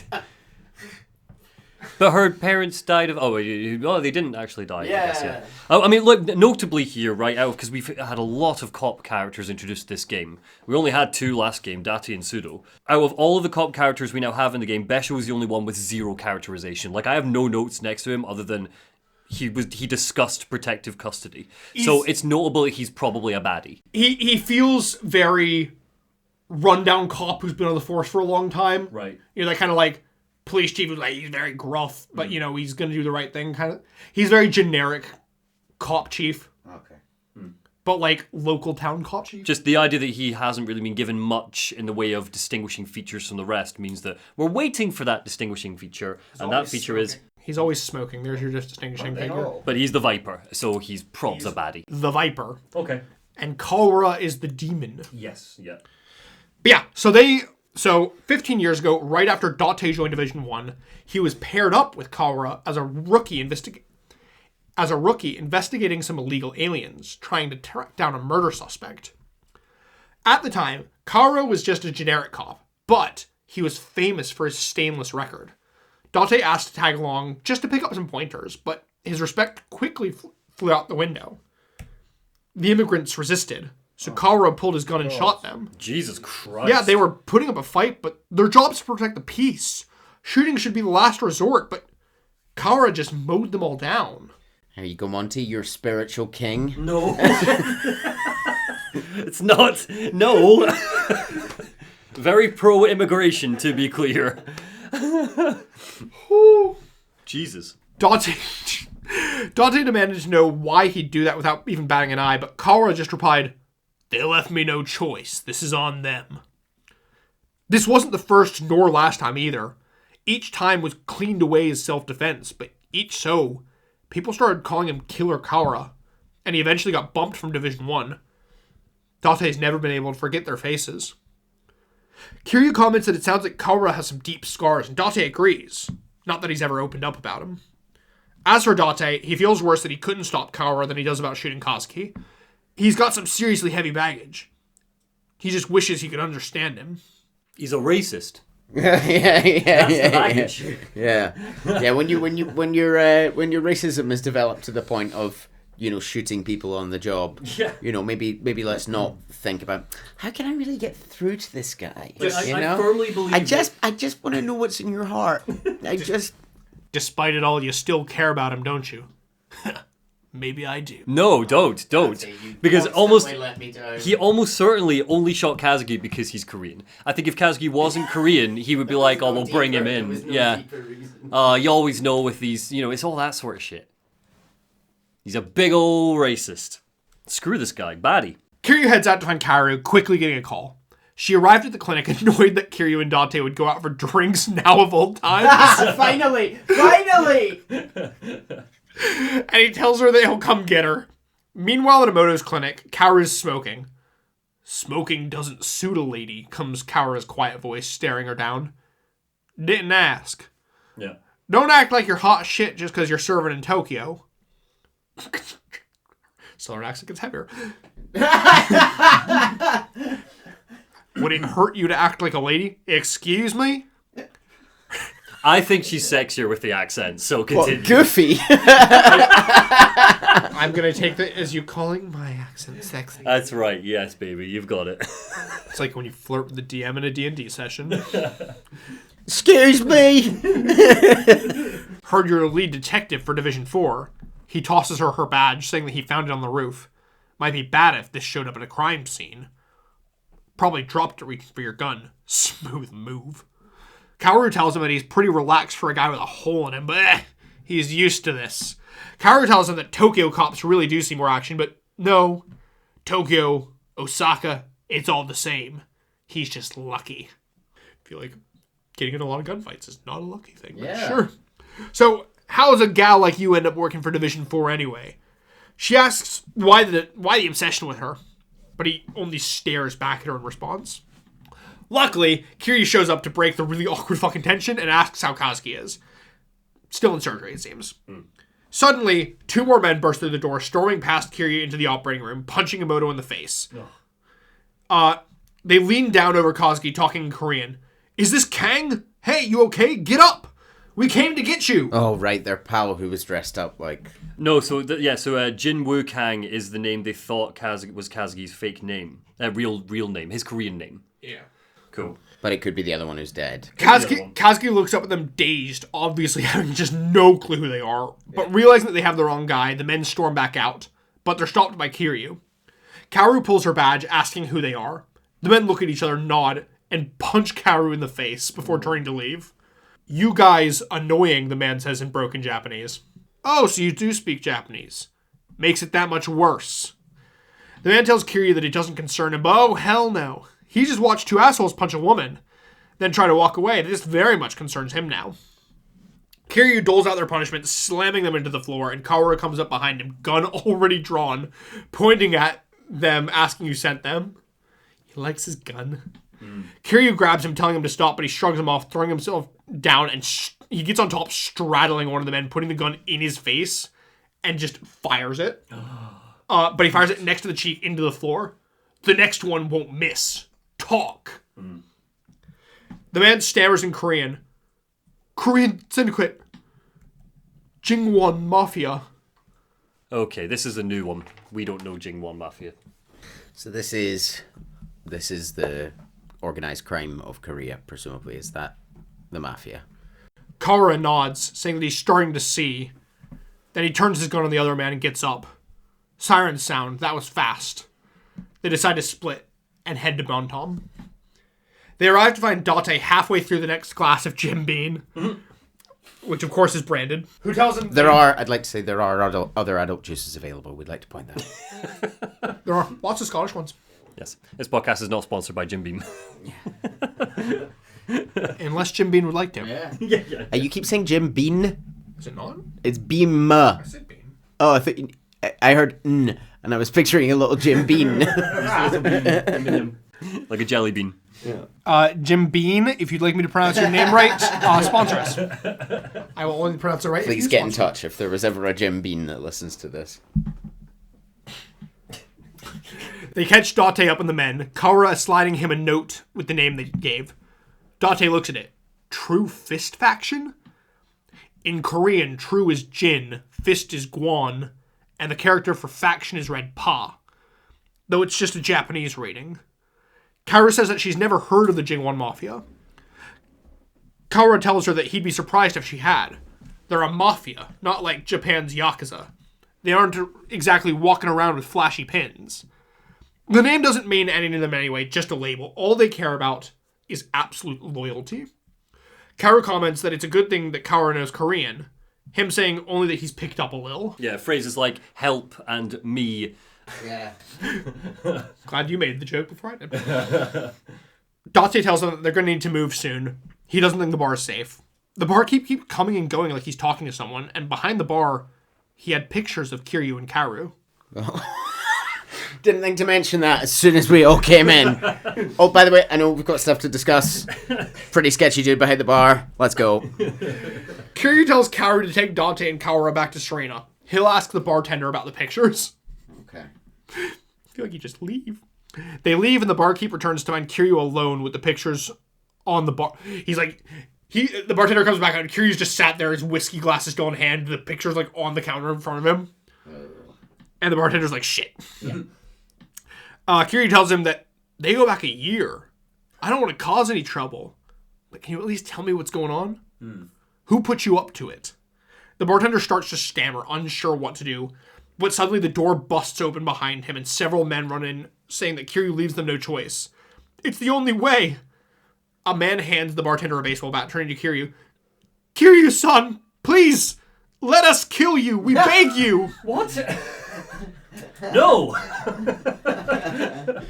Kiryu quickly downs his drink, delicately putting the cup down on the table, and then slamming the bottle into the nearest man's head. Awesome. I know it's a trope but in action stuff, but like it's always so cool when there's a fight in a bar, and just before the fight breaks out, the protagonist or whoever is finishes their drink first. Yeah. Just love that trope. He beats them off, grabbing... No, I can't say he beats them off when he put Majima. He beats them down, grabbing one of the men and slamming him down at the bar, dragging him through the broken glass and bottles until tossing him off the end to join a pile of bodies. I'd rather be killed by him, I think. That's... Kiryu walks up to the bartender who gets down on his hands and knees, begging for forgiveness. After last year, they lost all their business, borrowed dirty money. But he couldn't get past the constant stream of loan sharks demanding payment. Suddenly one day, a man showed up offering to pay it all off. Said he was from the Sengoku family, and gave him those photos. A bounty. The bartender didn't want to hurt Kiryu, but he's up against a wall. What choice did he have? Kiryu picks him up, telling him that it's fine. Last year...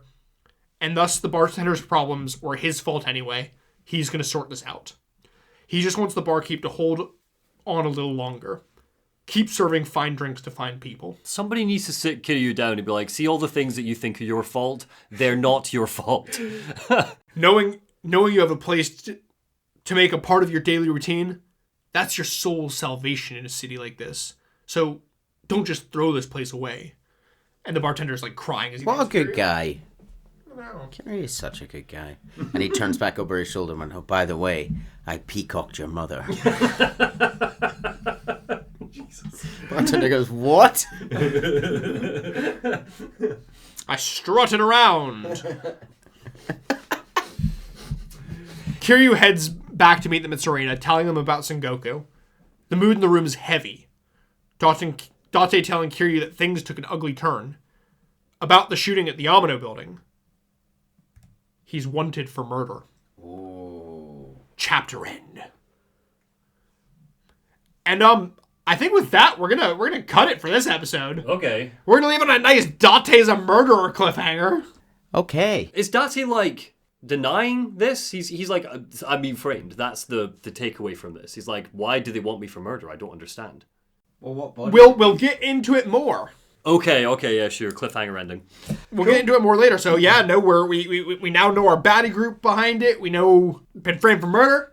This is definitely more of a cop one than Yakuza 1 is. It is. It seems to be that is going to be, even though we're dealing with like the True Fist Mafia and Omi and stuff, I think it's all, when all is said and done, when the dust settles and the credits roll, this will end up being the cop game. I think of all of them, this is probably the coppiest one. Where like we've got a lot of cop characters, we're dealing with a lot of cop backstory. Yeah. And our big cliffhanger is about our cop friends, so fair enough. Yeah, this is definitely quote unquote the cop game. Cool.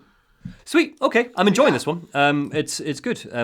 Where's it currently sitting compared to 1? Oh, it's not as good as 1 so far. Yeah, I'm not there yet. Need more Majima everywhere. But then again, it does. it was the back. I think it was the back half of 1 that really got us on board in a lot of ways. And the opening of 1 was just like boom, boom, boom, like Dojima dead, Kiryu in prison, Nishiki a baddie, and it was like. To be fair, so is this game. True, but I'm struggling to care about the central. It almost feels problem. It's almost more low key from a personal stakes perspective, because fucking everyone he knows and cares about is dead already. So it's kind of there's no best friend to fight against. There's no. And Ryuji appears as this central threat, and he hasn't been around. We haven't seen him since he got beat up. And it's kind of like, oh, okay, guess you're not as big a deal as I thought. He's probably going to come back in the latter half, and that's fine. But I could do with more of Ryuji's stuff. And it's also getting a little bit into the problem I had with Yakuza 0, which is like, I just don't really know what's going on. Like, I know what's going on, but like, I'm struggling to feel the pace now. Daigo's been missing for so long, and we've been sitting in bars. Kiryu now doesn't know where Daigo is. I think it's just 'cause I was quite hyped up for whatever that confrontation was going to look like. And suddenly you've just got 2 Kazugis on a roof. One's a fake. Now the Koreans are here. Okay, where's Daigo? Presumably the Koreans have him. Fine. Why would you want Daigo? Let him stay. We don't mind Daigo. Let him stay gone. We don't mind. Daigo. No, he can stay gone. No. Any character who doesn't want to deal with this Yakuza shit is well up in my ranks. No, but he does want to. He just wants to deal with Ryuji first. I was also kind of hyped when he went to Majima, and the whole vibe here is like, get Majima involved because Majima's got his mad dog tactics. And that's not happened yet, and I know it will, and I know we've got half a game left to go. Chapter? Different chapter. But it's more just, I know it's just that we're focusing on other stuff, and now if like he's wanted for murder, I was hyped for like a sit down where Majima's like, right, here's what we're gonna do. My men go. They don't. here, No. we're No. gonna All lay they. a trap, To be we're fair, gonna he do just said to Majima. He didn't talk any of it. He just said, "We need your muscle. We just need more." this. Yeah, men." but like He didn't say anything about the Majima family. He just said Majima. just Majima himself. I mean, Majima is stronger than the rest of his family put together, so yes. I don't think that's what Chairwoman Dojima had in mind. I mean, that is exactly... remember, Chairman Dojima didn't want it. It was Kiryu's idea. So that was absolutely what Kiryu had in mind. Cool, fair enough. But no, like Kiryu just wants his boyfriend. I'm enjoying it. I'm being hypercritical just because you asked me to compare it to 1, and I really liked 1. I'm enjoying this one a lot. But yeah, we'll finish up there. If we get to the end of this and 1 is your favorite... So far. Who knows? Yeah, so far. So far, I'm enjoying this a lot more than 0 still. Yeah. I liked 0 a lot more than you did, though, didn't I? Yeah. But yeah, no, we'll stop there. We'll see you in the next part. No teaser for this one because you know that it's going to be part 2 of this. So we will see you in the next one. Googoo Gaga. Googoo Gaga! Bye-bye. Hey, Lore Dumpers. Thanks for sticking around. Do you like Spotify? Do you like videos? Our videos are on Spotify. There's now a video you can see of the episodes for the new ones. Switch between them. Spotify.